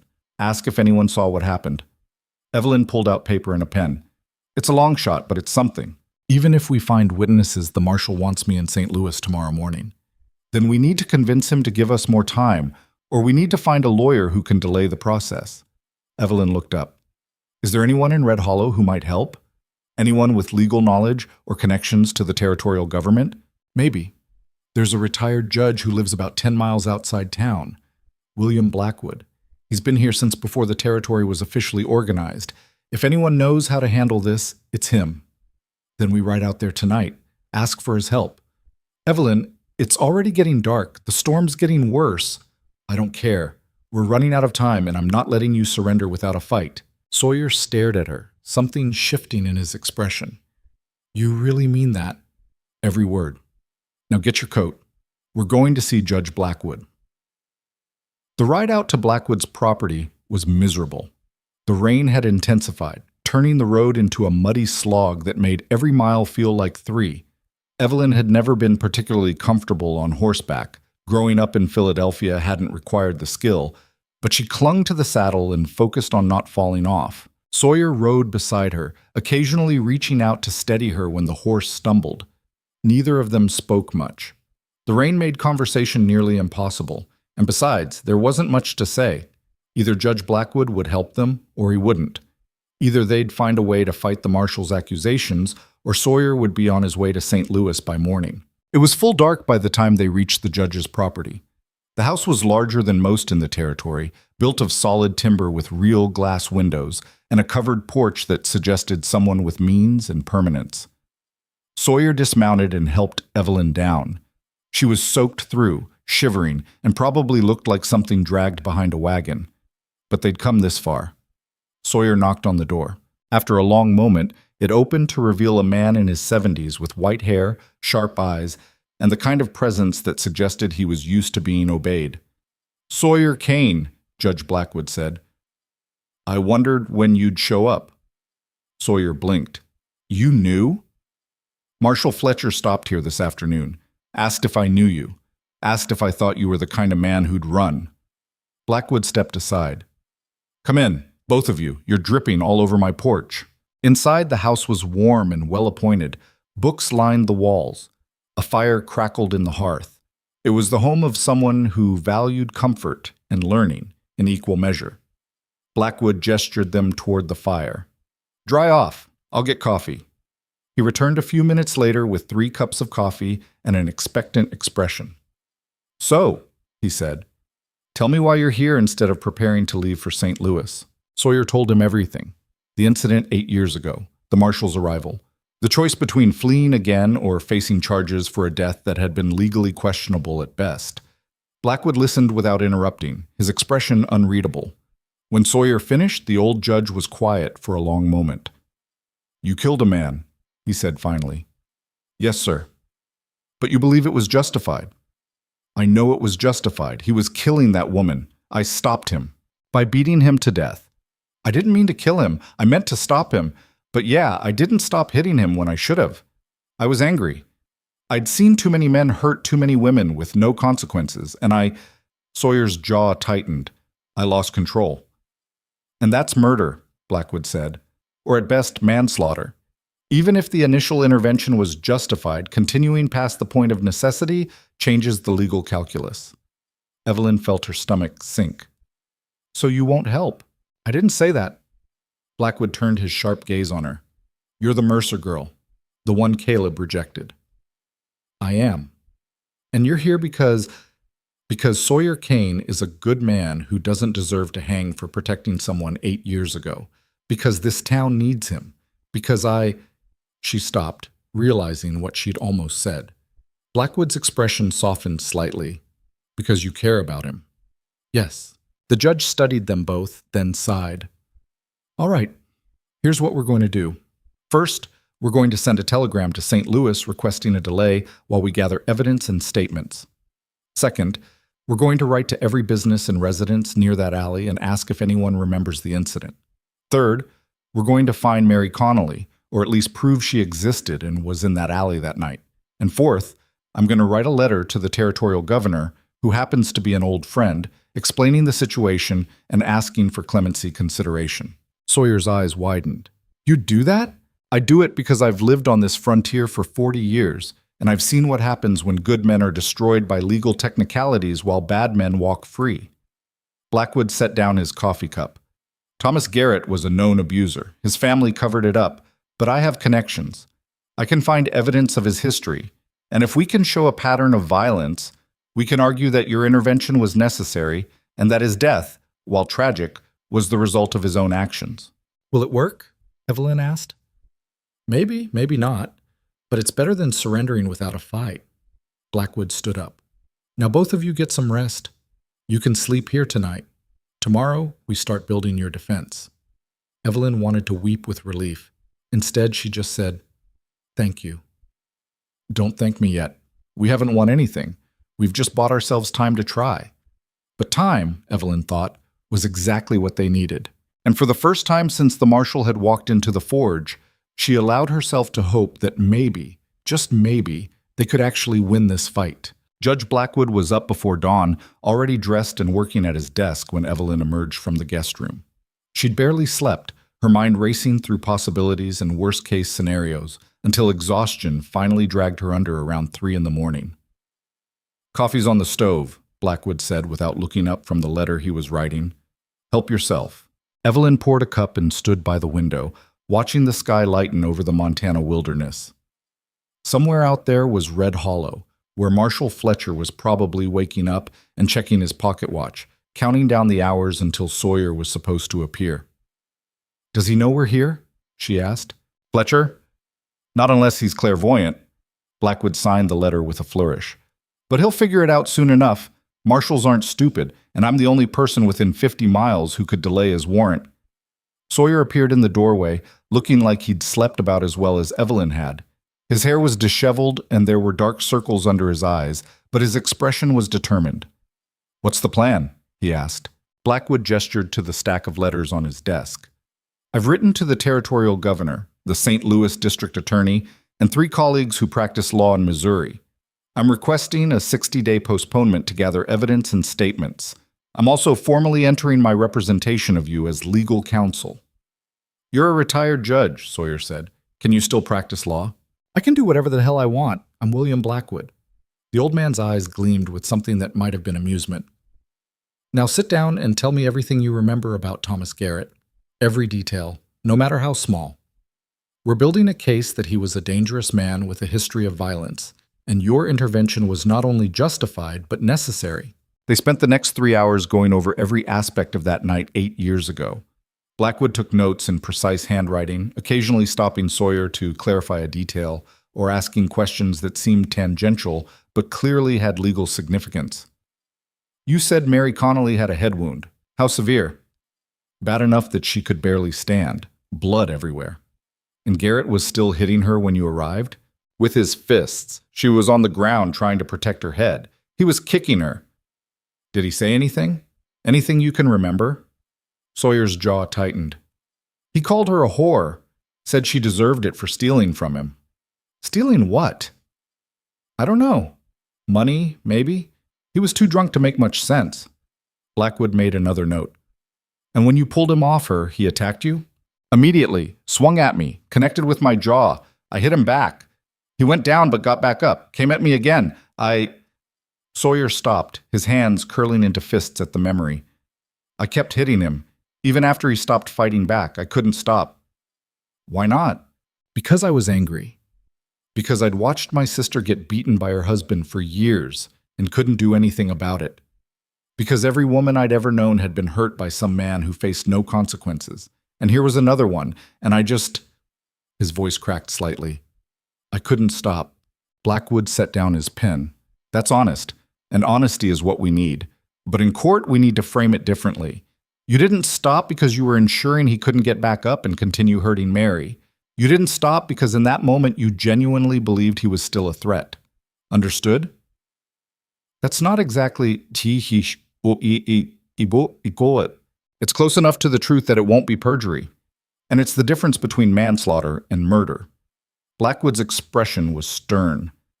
I'm not asking you to lie, Sawyer. I'm asking you to present the truth in a way that emphasizes your state of mind and the genuine threat Garrett posed. Can you do that? Sawyer glanced at Evelyn, who nodded slightly. Finally, he said, "Yes." "Good. Now let's talk about witnesses." By mid-morning, they had a strategy. Blackwood would send telegrams to St. Louis requesting the postponement and informing Marshal Fletcher that he was representing Sawyer Kane. Meanwhile, Evelyn would write letters to every business and residence near the alley where the incident occurred, asking if anyone remembered that night or had information about Thomas Garrett's activities and reputation. "What about Mary Connolly?" Evelyn asked. "How do we find her?" "We start with records. Birth certificates, property deeds, arrest records if she was ever picked up for prostitution." Blackwood pulled out a sheet of paper. "I have a contact in St. Louis who can access city records. I'll write to him today. It's a long shot, but if we can find her, her testimony could be crucial. And if we can't find her, then we prove she existed and build circumstantial evidence about what happened that night. We find the doctor who treated her, if there was one. We find other women Garrett hurt. We build a pattern." Blackwood stood up. "Now I need to get these telegrams sent. The nearest telegraph office is in Red Hollow, which means dealing with whatever mess is waiting for us there." The ride back to town was tense. Evelyn kept expecting to see Marshal Fletcher riding toward them with a posse, ready to arrest Sawyer for failing to appear.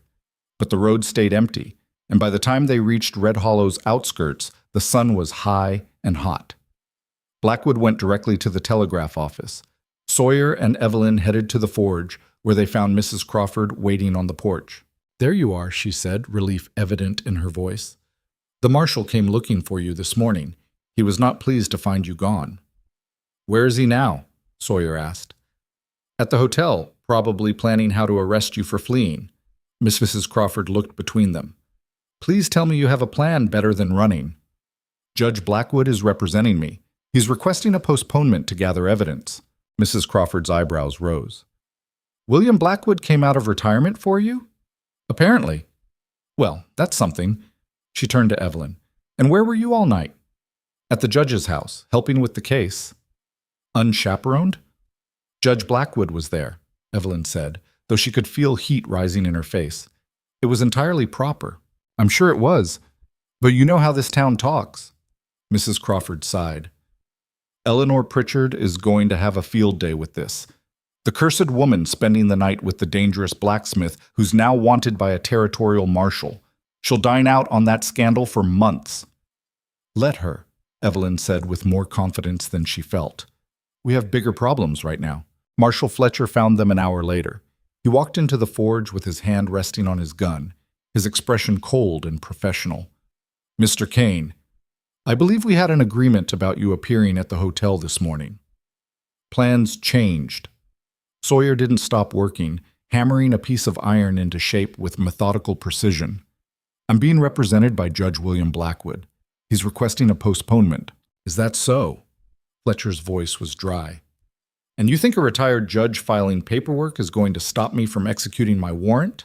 I think the territorial governor might have something to say about you dragging a man to St. Louis without allowing him time to mount a proper defense." Sawyer set down his hammer and finally looked at the marshal. "But if you want to arrest me anyway, go ahead. I won't run. I won't fight. But you'll be explaining to a lot of important people why you rushed this when proper legal channels were being followed." Fletcher's jaw tightened. "You're putting me in a difficult position. No more difficult than the one you put me in when you showed up after 8 years and demanded I surrender in 12 hours. The two men stared at each other. Evelyn held her breath, waiting for Fletcher to pull out handcuffs or make good on his threat. Instead, the marshal sighed. "I'll wait for the governor's response. But if this is a stalling tactic, Kane, I'll make sure you face additional charges for obstruction." "It's not a stalling tactic. It's a man trying to prove his innocence instead of being railroaded into a noose." After Fletcher left, Sawyer slumped against his workbench. "That bought us some time. Maybe a week. Maybe less. Then we make the most of it." Evelyn moved to the office and pulled out fresh paper. "I'm writing to every address Judge Blackwood listed. Someone in St. Louis must remember what happened that night." Over the next several days, Red Hollow became a pressure cooker of tension and gossip. Word spread quickly about Sawyer's legal troubles, and the town divided into factions. Some people, mostly those who'd dealt fairly with Sawyer over the years, expressed quiet support. Others, led by Eleanor Pritchard and emboldened by Caleb Whitmore, saw it as confirmation that the blacksmith had always been dangerous, and the red-haired woman who defended him was clearly his accomplice in moral corruption. The church ladies' sewing circle held an emergency meeting to discuss whether Sawyer Kane should be allowed to remain in town even if he avoided legal charges. The consensus, according to Sarah Mitchell, who reported it to Evelyn in a whispered conversation behind the general store, was that he should not. "They're saying you've corrupted him," Sarah said, her face flushed with embarrassment at having to repeat such things. "That before you came to town, he was a respectable businessman who kept to himself. Now he's facing murder charges and spending unchaperoned time with an unmarried woman of questionable character." Evelyn had to laugh at the absurdity of it. "They think I corrupted him? I've been here 2 months. The incident they're trying to hang him for happened 8 years ago. Logic doesn't matter to people like Eleanor. They've decided you're the villain in their story, and they'll twist every fact to fit that narrative." Let them twist. I don't care anymore. But that wasn't entirely true. Evelyn did care, or at least part of her did. The constant hostility wore on her in ways she hadn't expected. She'd thought growing up in Philadelphia with whispers following her everywhere had prepared her for this, but Red Hollow's rejection was somehow more personal. These were people she saw every day, people whose opinions could directly affect her survival in practical ways. Still, she kept working, kept writing letters, kept organizing Sawyer's defense with the same methodical precision she'd applied to his bookkeeping. Judge Blackwood visited the forge regularly, bringing updates and new strategies. The territorial governor had granted a 60-day postponement, which meant they had 2 months to build their case. The St. Louis district attorney was cooperating, though reluctantly, and Blackwood's contact in the city had begun searching for Mary Connolly. "No luck yet," Blackwood reported on his 4th visit. "But we've confirmed she was arrested twice for prostitution in the year before the incident. That establishes her presence in the area and gives us documentation to work with." "What about Thomas Garrett's history?" Evelyn asked. "That's where things get interesting." Blackwood pulled out a folder of papers. "My colleague found 3 separate incidents where Garrett was accused of assaulting women, 2 prostitutes and 1 shopgirl. All 3 cases were dropped after the Garrett family paid settlements." Sawyer looked up sharply. "Can we use that in court?" "With the right judge, yes.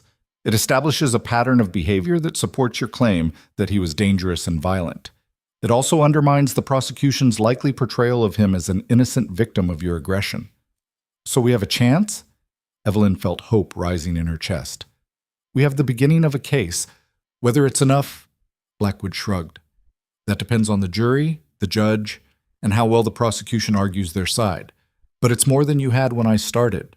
That evening, after Blackwood left, and Sawyer returned to the forge to work on a complicated repair job that required his full attention, Evelyn sat in the office going through the day's mail. Most of it was routine: invoices, supply orders, a few letters from customers. But one envelope caught her attention. It was from St. Louis, addressed to her in careful handwriting. The return address was a boarding house on Magnolia Street. Evelyn opened it with trembling hands. The letter inside was brief and written in the shaky script of someone who didn't write often. "Dear Miss Mercer, I received your letter asking about the incident 8 years ago in the alley behind O'Malley's Tavern. I am Mary Connolly. I remember that night. I remember the man who saved my life. If Mr. Kane needs me to testify, I will come. Please write back with details. Yours, Mary Connolly." Evelyn read the letter 3 times to make sure she wasn't imagining it. Then she walked to the forge, interrupting Sawyer mid-hammer strike. "We found her," she said, holding up the letter. "Mary Connolly, she remembers, and she's willing to testify." Sawyer's hammer clattered to the floor. He took the letter from Evelyn, reading it with an expression of disbelief. "She's alive. After all this time, she's alive. And she's willing to help. This changes everything, doesn't it?" "It might." Sawyer's voice was rough. "If she's willing to testify, if she remembers enough details, if she's credible to a jury, yeah, it could change everything." They wrote back immediately, asking Mary to come to Montana and offering to pay her travel expenses. Judge Blackwood, when they showed him the letter the next day, was cautiously optimistic. "This is good. Very good. But we need to prepare her properly. The prosecution will try to discredit her because of her profession. They'll suggest she's lying to help you, or that her memory is unreliable, or that she has ulterior motives. Blackwood tapped the letter thoughtfully.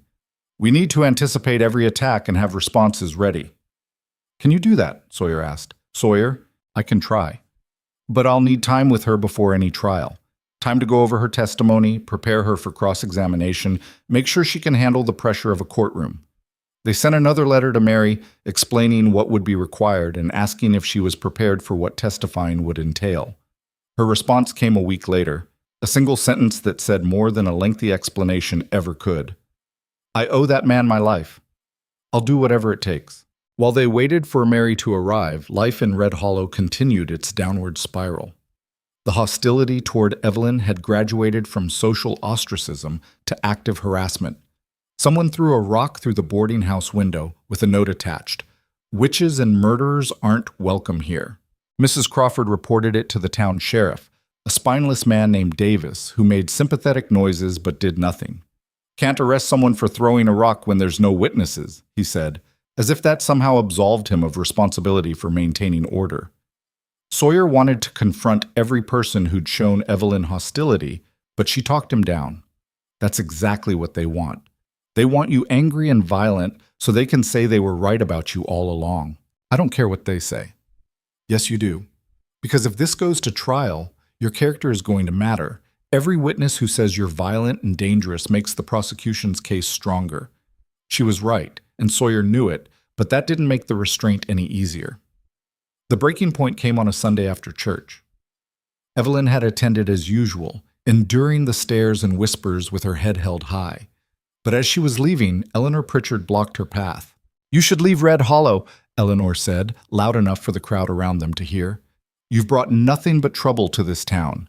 A good man is facing murder charges because of your influence. Businesses are suffering because of the scandal you've created. Families are afraid to let their children near you. Evelyn felt something snap inside her. A good man is facing murder charges because he defended a woman from being beaten to death 8 years ago. The only scandal here is that people like you are more concerned about my hair color than about justice. Justice? Eleanor's voice rose. You don't care about justice. You care about trapping Sawyer Kane the same way you tried to trap Caleb Whitmore. You're a seductress and a manipulator, and everyone here can see it. The only thing everyone here can see is that you're a bully who uses moral righteousness as an excuse to control people. Evelyn stepped closer, forcing Eleanor to either hold her ground or back down. You don't like me because I won't bow to your authority, because I won't apologize for existing, because I represent everything you're afraid of, a woman who doesn't need your approval to survive. How dare you? No, how dare you? Evelyn's voice was shaking now, but not with fear, with rage. How dare you stand outside a church and spew hatred while pretending it's moral guidance? How dare you destroy people's reputations based on nothing but gossip and superstition? How dare you act like you own this town and everyone in it? The crowd had grown larger, drawn by raised voices and the promise of drama. Among them, Evelyn saw Sarah Mitchell looking frightened, Henry Potter looking uncomfortable, and Mrs. Carmichael, the rancher who'd told her to learn to shoot, looking distinctly pleased. Eleanor's face had gone red. You'll regret speaking to me this way. Will I?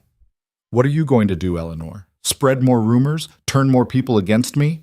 You've already done your worst, and I'm still here, still working, still standing up for what's right. What more can you possibly take from me? Your place in this community, I never had a place in this community. You made sure of that from the moment I arrived. Evelyn felt tears threatening, but refused to let them fall. But here's what you don't understand. I don't need your community. I don't need your approval. I don't need anything from you except to be left alone to live my life. She pushed past Eleanor and walked away, her heart pounding so hard she thought it might burst through her ribs. Behind her, she heard murmuring from the crowd. Some of it was shocked disapproval, but some of it, a surprising amount, sounded almost admiring. Mrs. Carmichael caught up with her 3 blocks later. That was quite a performance. It wasn't a performance. It was the truth. Even better. The older woman fell into step beside her. You've made a powerful enemy, but you've also made some allies. People who are tired of Eleanor running this town like her personal fiefdom.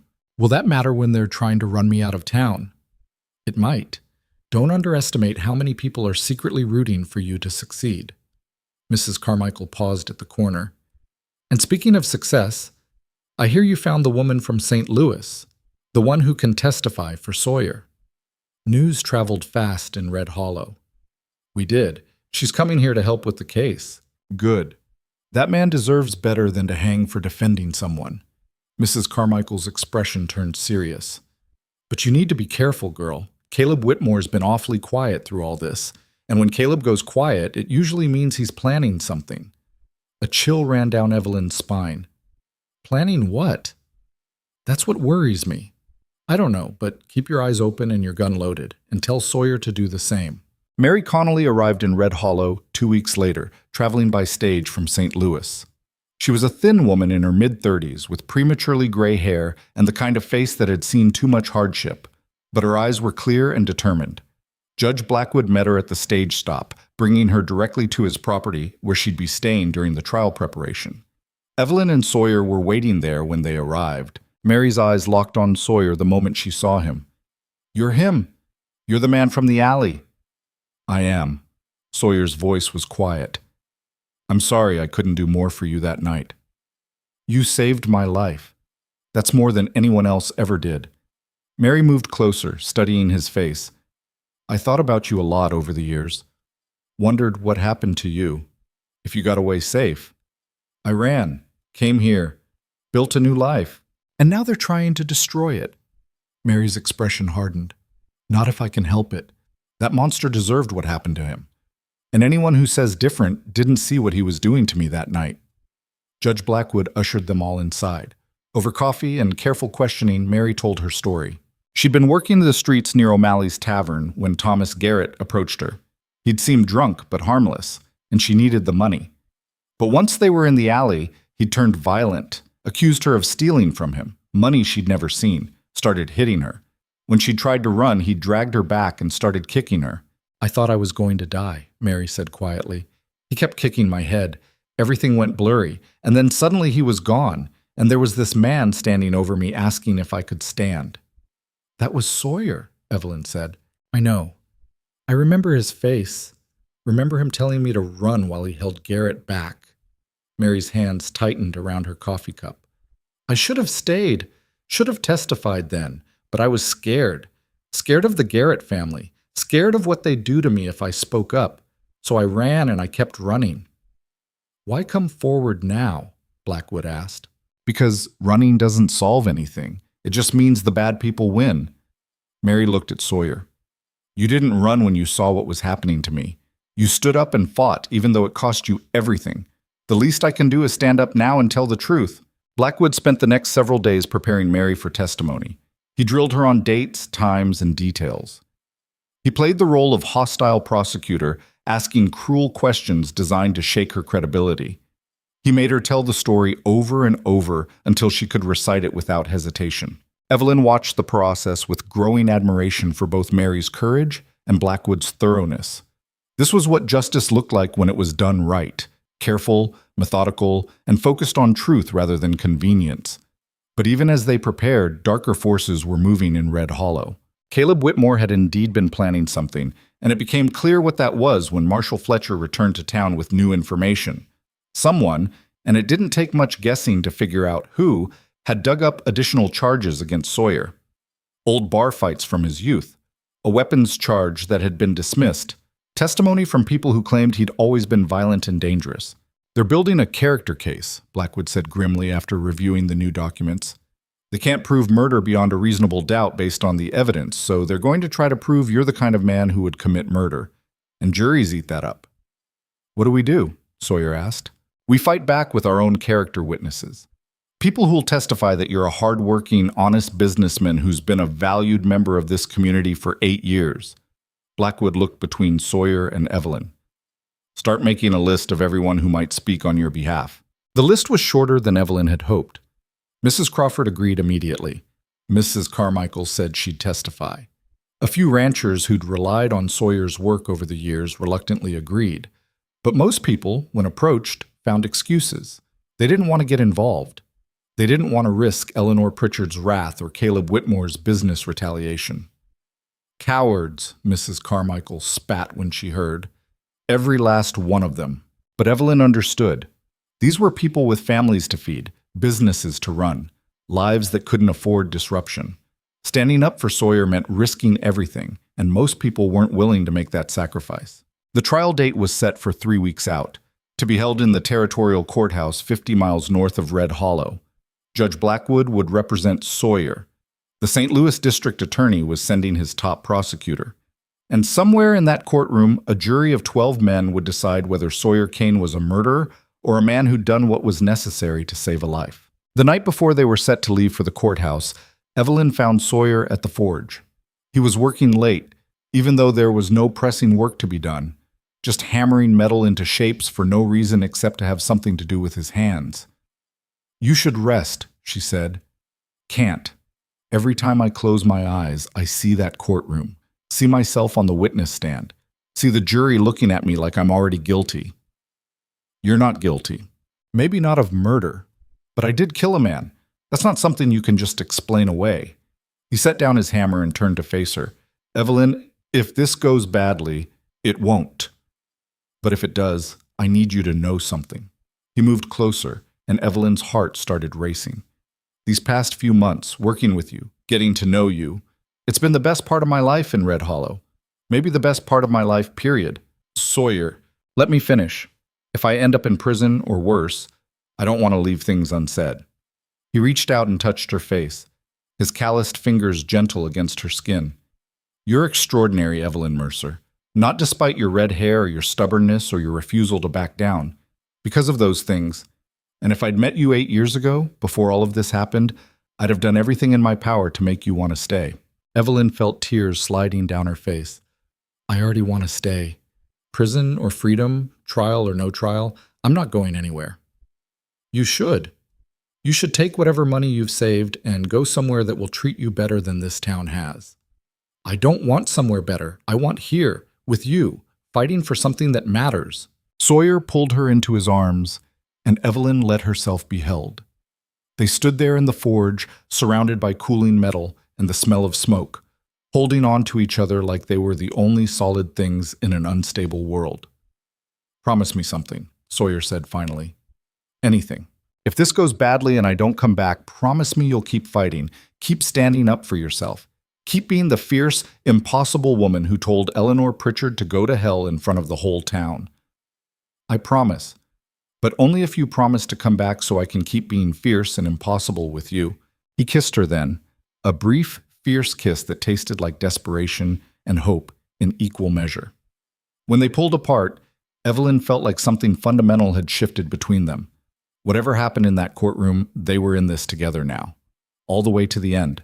The territorial courthouse was an imposing stone building that seemed designed to make everyone who entered feel small and judged. Evelyn sat in the gallery between Mrs. Crawford and Mary Connolly, watching as the jury filed in, 12 men with weathered faces and expressions that gave nothing away. Sawyer sat at the defense table beside Judge Blackwood, his shoulders rigid, his hands clasped in front of him. He'd worn his only suit, borrowed from Blackwood and slightly too large. It made him look younger, more vulnerable than Evelyn had ever seen him. The prosecutor was a man named Harrison Webb, brought in from St. Louis specifically for this case. He was polished, confident, and clearly well-funded. The Garrett family's money, Evelyn assumed. They wanted Sawyer convicted, and they'd spared no expense making sure it happened. Webb's opening statement was brutal in its simplicity. He painted Sawyer as a violent drifter with a history of bar fights who'd beaten a respected citizen to death in an unprovoked attack. He acknowledged that Thomas Garrett may have been with a prostitute that night, but suggested that Sawyer had inserted himself into a private transaction and escalated it to lethal violence. "The defense will try to portray Mr. Kane as a hero," Webb said, pacing in front of the jury. "A man who saw injustice and intervened. But the evidence will show something very different. It will show a man with a violent past who saw an opportunity to indulge his worst impulses and who beat another man so severely that he died from his injuries. That, gentlemen, is not heroism. That is murder." Evelyn's hands tightened in her lap. It was a compelling narrative, she had to admit. Simple. clean, easy for a jury to understand. Judge Blackwood's opening was different. He didn't try to deny that Sawyer had killed Thomas Garrett. Instead, he focused on why. "My client made a choice that night 8 years ago," Blackwood said, his voice carrying the weight of decades of legal experience. "He saw a woman being beaten to death in an alley. He could have walked away. He could have told himself it wasn't his business. He could have done what so many people do when confronted with violence, pretended not to see it. But Sawyer Kane didn't walk away. He intervened. And yes, Thomas Garrett died as a result. But the question you must answer is not whether Mr. Kane killed him. It's whether he was justified in doing so. Whether saving Mary Connolly's life was worth the cost of taking Thomas Garrett's." The first day of testimony was dedicated to the prosecution's case. They brought in the St. Louis police officers who'd investigated the scene. They brought in witnesses who'd seen Sawyer in bar fights years earlier. They brought in a doctor who testified about the severity of Garrett's injuries: broken ribs, fractured skull, internal bleeding. It was damning testimony, and Evelyn could see the jury reacting to it. These were frontiermen who understood violence, but even they seemed shocked by the brutality of what had been done to Garrett. Blackwood cross-examined each witness carefully, establishing that none of them had actually seen the fight. None of them could testify to what had provoked it or what state Mary Connolly had been in, but it felt like fighting a losing battle. The second day was worse. The prosecution brought in Thomas Garrett's mother, a dignified woman in expensive black clothes who wept as she described losing her son. She portrayed him as a good man with some weaknesses, yes, but who didn't deserve to be beaten to death in an alley. "Did your son have any history of violence toward women?" Blackwood asked during cross-examination. Mrs. Garrett's face went stiff. "My son was a gentleman." "That's not what I asked. Did he have a history of violence toward women?" He had some difficulties, but he was getting help. He was trying to be better." "What kind of difficulties?" The prosecutor objected, and the judge sustained it. But the seed had been planted. Even Thomas Garrett's own mother couldn't deny there had been problems. On the third day, the defense began presenting its case. Blackwood started with Mrs. Crawford, who testified about Sawyer's character in Red Hollow. His honesty, his hard work, the way he'd helped people without expecting payment. "Would you say Mr. Kane is a violent man?" Blackwood asked. "No more than any man on the frontier needs to be to survive. But I've never seen him start a fight, never seen him hurt someone who didn't deserve it." Mrs. Carmichael testified next, describing how Sawyer had helped her ranch through difficult times, how he'd treated her fairly when other businessmen tried to cheat her because she was a woman. It was good testimony, but Evelyn could see it wasn't enough. Character witnesses couldn't overcome the basic fact that Sawyer had killed a man and then fled. Everything depended on Mary Connolly. She took the stand on the afternoon of the third day, walking to the witness box with her head high despite the whispers that followed her. The prosecution had made sure everyone knew she was a prostitute, as if that somehow made her less worthy of being saved. Blackwood led her through her testimony gently, establishing what had happened that night in careful detail. Mary's voice shook at first, but as she continued, it grew stronger. "He was kicking me in the head," she said. "I couldn't see anymore. Everything was blood and pain. I thought I was going to die right there in that alley. And then suddenly he was gone, and there was this man asking if I could stand."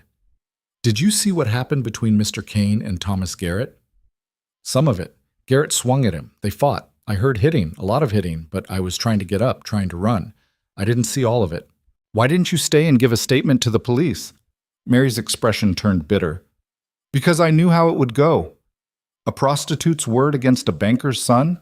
They would have blamed me, said I provoked him, maybe arrested me for his murder instead, so I ran. And why come forward now? Because that man saved my life, and because I'm tired of men like Thomas Garrett hurting women and getting away with it because nobody wants to hear the truth." Webb's cross-examination was vicious. He attacked Mary's credibility, her profession, her memory of events 8 years ago. He suggested she was lying to help Sawyer. He implied she'd been paid to testify. "Isn't it true, Miss Connolly, that you're being compensated for your travel expenses?" "My stagecoach ticket was paid for, that's all." "And isn't it true that you have a criminal record for prostitution?" "I was arrested twice, never convicted." "But you were engaging in illegal activity that night?" "I was trying to survive, same as everyone else." "By selling your body?" Mary's eyes flashed. By doing what women have to do when society gives them no other options. You want to judge me for that? Fine. But don't pretend Thomas Garrett was some innocent victim. He was a violent drunk who beat women for fun. And if Sawyer Kane hadn't stopped him that night, I'd be dead. The courtroom erupted in murmurs. The judge banged his gavel, calling for order. Webb pressed on, but Mary held firm. She didn't waver, didn't back down. And slowly, Evelyn could see some of the jurors' expressions changing. They might not approve of Mary's profession, but they recognized honesty when they heard it. The prosecution rested. The defense rested. Closing arguments were scheduled for the next morning. That night, in the hotel where they were all staying, Evelyn found Sawyer on the balcony staring at the stars. "How do you think it went?" she asked. "Honestly, I don't know. Mary was incredible. But Webb made good points too. And juries," he shrugged, "juries are unpredictable. Blackwood thinks we have a chance. Blackwood's optimistic by nature, goes with being a lawyer." Sawyer turned to look at her. "Evelyn, if this goes badly..." "Stop. We've had this conversation. I'm not leaving. I'm not giving up. Whatever happens, we face it together. You're too stubborn for your own good." "I learned from the best." She moved closer, leaning against the railing beside him. "Do you regret it? Staying and fighting instead of running?" Sawyer was quiet for a long moment. "No. Even if I lose, I don't regret it. Because running means living in fear forever. And I'm tired of being afraid." "So am I." They stood there in silence, watching the stars and waiting for morning. Judge Blackwood's closing argument was masterful. He didn't try to minimize what Sawyer had done. Instead, he reframed it. "Gentlemen of the jury, this case is not about whether Sawyer Kane killed Thomas Garrett. He did. We've never denied that. This case is about whether that killing was justified. Whether a man has the right, the duty, to intervene when he witnesses a woman being beaten to death. Whether saving a life is worth taking a life." He paced slowly in front of the jury box, making eye contact with each man. "The prosecution wants you to focus on Mr. Kane's past, his bar fights, his quick temper. They want you to see him as a violent man looking for an excuse to hurt someone. But I ask you to consider what he actually did that night. He heard screams, he investigated, he found a woman being brutally assaulted, and he made a choice to help her instead of walking away. Is that the action of a violent criminal, or is that the action of a decent man who couldn't stand by and watch someone be murdered?" Blackwood paused, letting the question sink in. Thomas Garrett had a history of violence toward women. You heard his own mother admit there were difficulties. We presented evidence of settlements paid to women he'd assaulted. This was not an innocent man. This was a dangerous man who finally met someone willing to stop him. And yes, that confrontation ended in his death. But ask yourselves this. If Sawyer Kane had walked away that night, would Mary Connolly be alive to testify today? Or would she be just another unnamed woman who died in an alley while good men did nothing? He returned to the defense table, placing a hand on Sawyer's shoulder. "My client is not perfect. He made mistakes. He used more force than perhaps was strictly necessary. He ran instead of facing the consequences immediately. But imperfect men can still do the right thing, and saving Mary Connolly's life was the right thing. Don't punish him for having the courage to act when others would have turned away." Webb's closing focused on the rule of law, on the fact that no one had the right to beat another man to death, regardless of the circumstances. On the danger of allowing vigilante justice. "If we excuse Mr. Kane's actions," Webb said, "we open the door to chaos. Anyone could claim they were defending someone.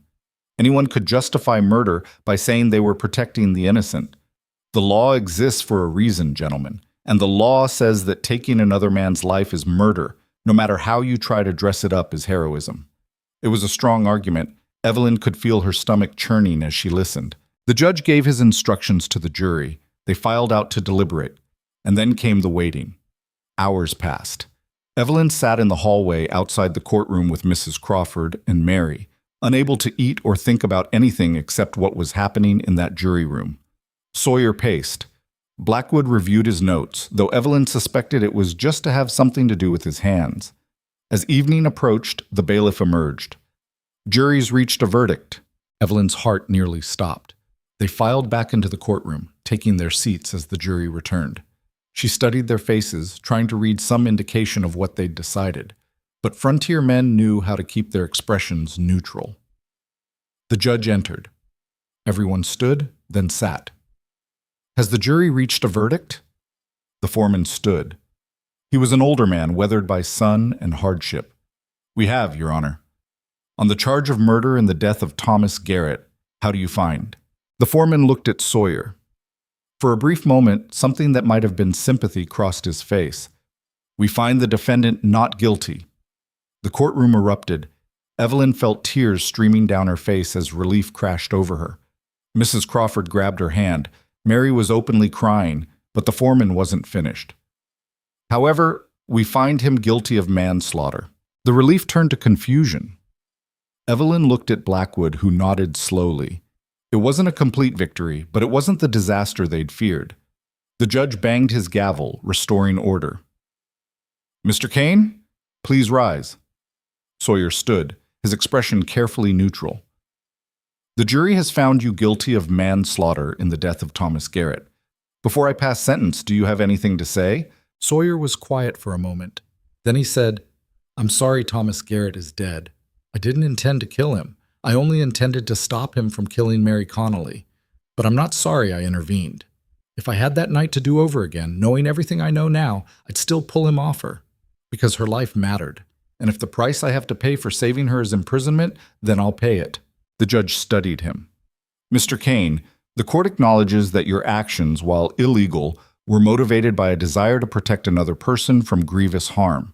The court also acknowledges that Thomas Garrett was not an innocent victim, but rather a man with a documented history of violence toward women. Taking all of this into account, I hereby sentence you to 5 years imprisonment with possibility of parole after 18 months. 5 years. It could have been so much worse.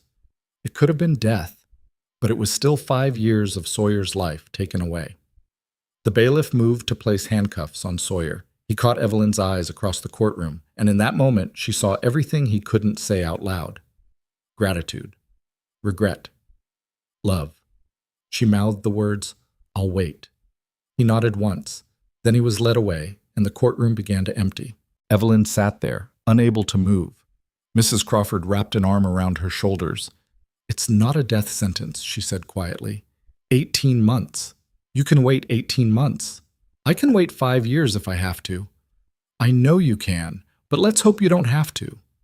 Judge Blackwood approached them, his expression weary but not defeated. We did well. All things considered, this is about the best outcome we could have hoped for. He's going to prison, Evelyn said. Yes, but he's alive, and with good behavior, he could be out in less than 2 years. In the context of what we were facing, that's a victory. Mary Connolly stood nearby, looking shell-shocked. This is my fault.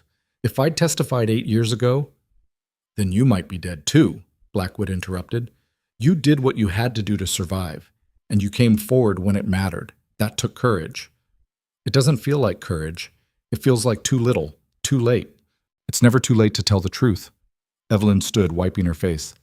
You saved his life, Mary. If you hadn't testified, he'd be facing execution. Don't diminish what you did. The journey back to Red Hollow was somber. Sawyer had been transferred to the territorial prison immediately following sentencing. Evelyn wouldn't be able to see him for at least a month while he was processed into the system. She returned to the boarding house and the forge, trying to figure out how to move forward. The bookkeeping still needed to be done. The business still needed to run. And she'd promised Sawyer she'd keep fighting. The town's reaction to the verdict was mixed. Some people, like Mrs. Carmichael and the few who'd testified on Sawyer's behalf, were relieved he'd avoided the death penalty. Others, particularly Eleanor Pritchard's circle, were disappointed he hadn't been convicted of murder. 18 months is nothing for killing a man, Eleanor said loudly at the general store, clearly intending for Evelyn to overhear. Justice wasn't served. Evelyn, who was picking up supplies, turned to face her. Justice was served. A jury heard the evidence and made their decision. If you have a problem with that, take it up with the territorial court system. A jury can be wrong. So can you. But you never seem to consider that possibility. Eleanor's face reddened. You're the reason this happened. You corrupted him, made him think, I did nothing except show up in this town and refuse to be bullied by people like you. Evelyn's voice was calm, steady. Sawyer Kane made his own choices 8 years before I was born. He's paying for them now, and when he gets out, I'll still be here, still working, still refusing to apologize for existing. You're going to have to get used to that." She paid for her supplies and walked out, leaving Eleanor sputtering behind her. The weeks turned to months. Evelyn ran the forge with the help of a young apprentice Blackwood had helped her hire. She wrote to Sawyer every week, though the prison only allowed letters out once a month. She saved every penny she could, building a fund for when Sawyer was released. And slowly, grudgingly, Red Hollow began to change. It started small.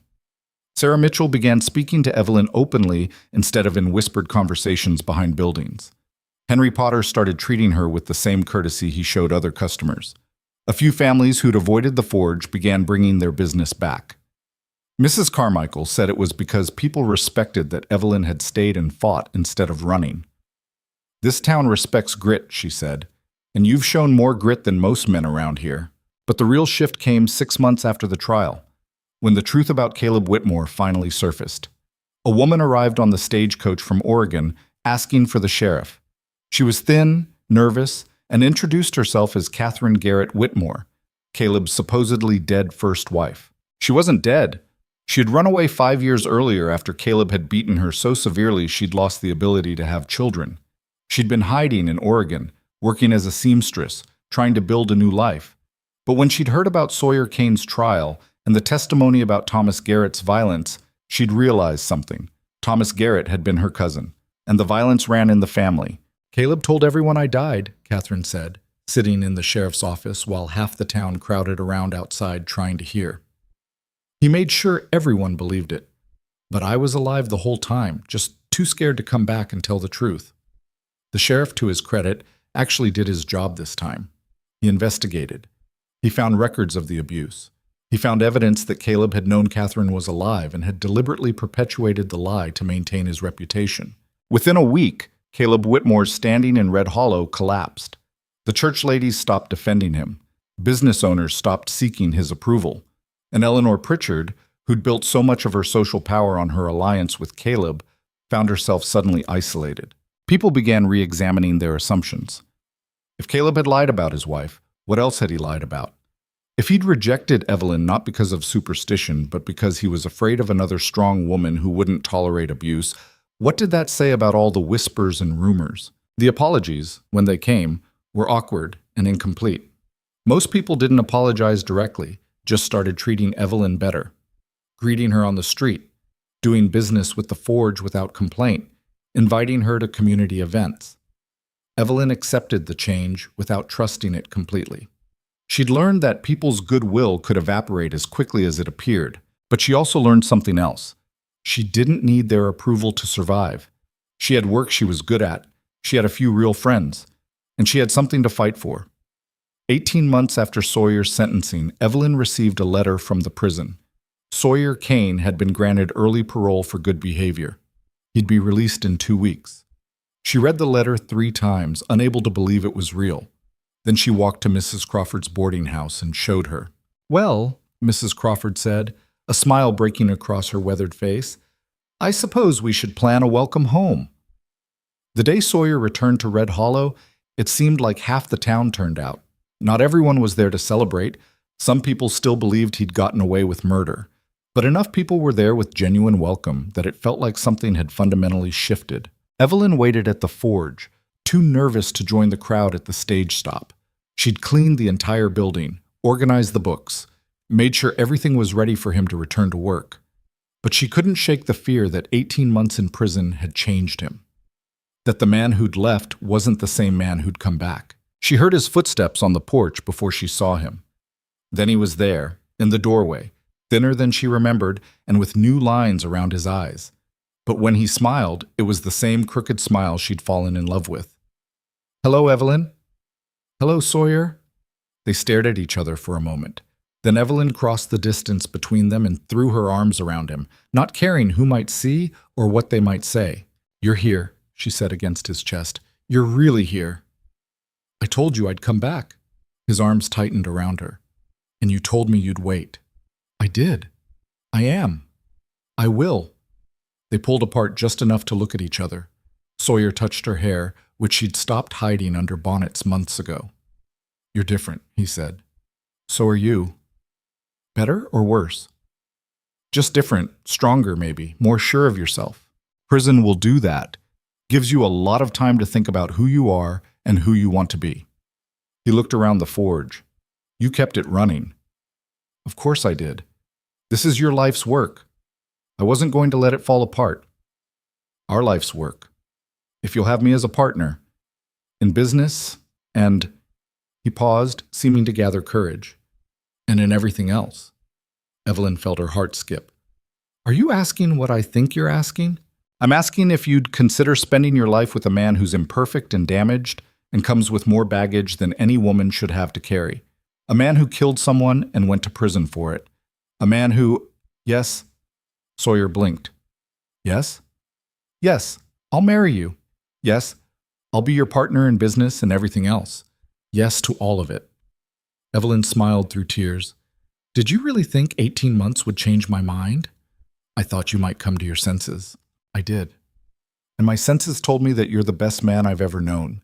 Imperfect and damaged and all." She took his scarred hands in hers.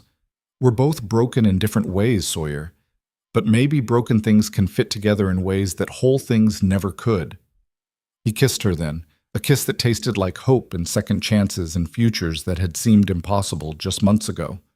When they finally pulled apart, they found Mrs. Crawford standing in the doorway with a knowing smile. "I hate to interrupt," she said, "but there's a crowd forming outside who'd like to welcome Sawyer home properly. And Eleanor Pritchard is already spreading rumors about what you two are doing in here alone, so we might as well give the town something real to talk about." Sawyer looked at Evelyn. "Ready to face them? With you?" "Always." They walked out together into the Montana sunlight. The crowd had grown. Mrs. Carmichael, the ranchers who'd testified, Sarah and Henry Mitchell, even some families who'd previously avoided them. Not everyone was friendly. Eleanor Pritchard stood at the back with her remaining allies, faces pinched with disapproval. But Judge Blackwood was there, and when he saw Sawyer and Evelyn together, he smiled and raised his voice loud enough for everyone to hear. "Welcome home, Sawyer Kane. Red Hollow's been waiting for you." And it was true. Not the whole town, maybe, but enough of it that it felt like coming home instead of returning to exile. 6 months later, Evelyn and Sawyer were married in the same church where she'd first been rejected. Reverend Michaels performed the ceremony, though his enthusiasm was tempered by the knowledge that half his congregation disapproved, but the other half showed up in force. Mrs. Crawford and Mrs. Carmichael in the front row, Judge Blackwood standing as Sawyer's witness, Mary Connolly, who'd traveled from St. Louis to attend. Evelyn wore her red hair loose and uncovered, cascading down her back like flame. Let them stare, let them whisper. She was done hiding any part of herself. When Sawyer took her hand and promised to love her for all the days of his life, she believed him. Not because their future would be easy or perfect, but because they'd already survived the worst and come through it together. The years that followed weren't without challenges. Some people in Red Hollow never fully accepted them. Eleanor Pritchard continued her campaign of whispered disapproval until the day she died. Caleb Whitmore left town in disgrace and was never heard from again. But the forge prospered. Evelyn's business sense combined with Sawyer's skill created something neither could have achieved alone. They expanded, hired workers, became one of the most successful operations in the territory. And when their first child was born, a daughter with bright red hair and her father's stubborn chin, Sawyer carried her through town with open pride. No hiding, no shame, just a father introducing his daughter to a world that would judge her the same way it had judged her mother. But this time, that daughter would grow up knowing she was loved, knowing she was valued, knowing that the people who mattered didn't care about the color of her hair, only the strength of her character. On their 10th anniversary, Evelyn and Sawyer stood on the porch of the home they'd built beside the forge. Their daughter played in the yard. The sun was setting over the Montana wilderness, painting the sky in shades of copper and gold. "Do you ever regret it?" Sawyer asked. "Staying here instead of going somewhere that would have been easier?" Evelyn thought about it. She thought about the rejection, the whispers, the years of fighting just to be seen as human. She thought about the scars, both visible and invisible, that she and Sawyer both carried. But she also thought about what they'd built. the life they'd created from nothing but stubbornness and refusal to give up, the family they'd made, the respect they'd earned not by being perfect, but by being honest. "No," she said finally. "I don't regret it, because easy doesn't teach you anything, easy doesn't make you stronger, and easy doesn't show you who you really are when everything's stripped away." "What did you learn?" Sawyer asked quietly. "That the people who survive aren't the ones who never fall down. They're the ones who get back up. That judgment says more about the people doing the judging than it does about the people being judged. And that sometimes the best thing you can do is just refuse to quit, even when quitting would be so much simpler." Sawyer pulled her close. "The woman the frontier rejected became the woman who changed it. We both did. You just as much as me." "No. I came here running from my past. You came here running toward a future, and when it didn't work out the way you planned, you built a different one. That takes something I'm not sure I had until I met you." "What's that?" "Faith. Not in higher powers or destiny or any of that. Just faith that if you keep showing up and doing the work, eventually the world has to acknowledge you're here." Evelyn thought about the scared young woman who'd stepped off that stagecoach 3 years ago, desperate for acceptance and willing to become someone else to get it. That woman was gone, replaced by someone harder and softer at the same time. Harder in the ways that mattered, in standing up for herself, in refusing to accept other people's definitions of who she should be. Softer in the ways she'd been too afraid to show before, in loving openly, in trusting someone enough to be vulnerable, in believing she deserved happiness. Their daughter called out, asking them to watch her climb the fence. They both turned to look, to praise, to warn her to be careful. And in that moment, Evelyn realized something she'd never quite put into words before. Being rejected hadn't destroyed her. It had freed her. Because once you've been rejected for something you can't control and survived it, you stop living in fear of rejection. You stop trying to make yourself acceptable to people who are never going to accept you anyway. You just live. Boldly, honestly, imperfectly.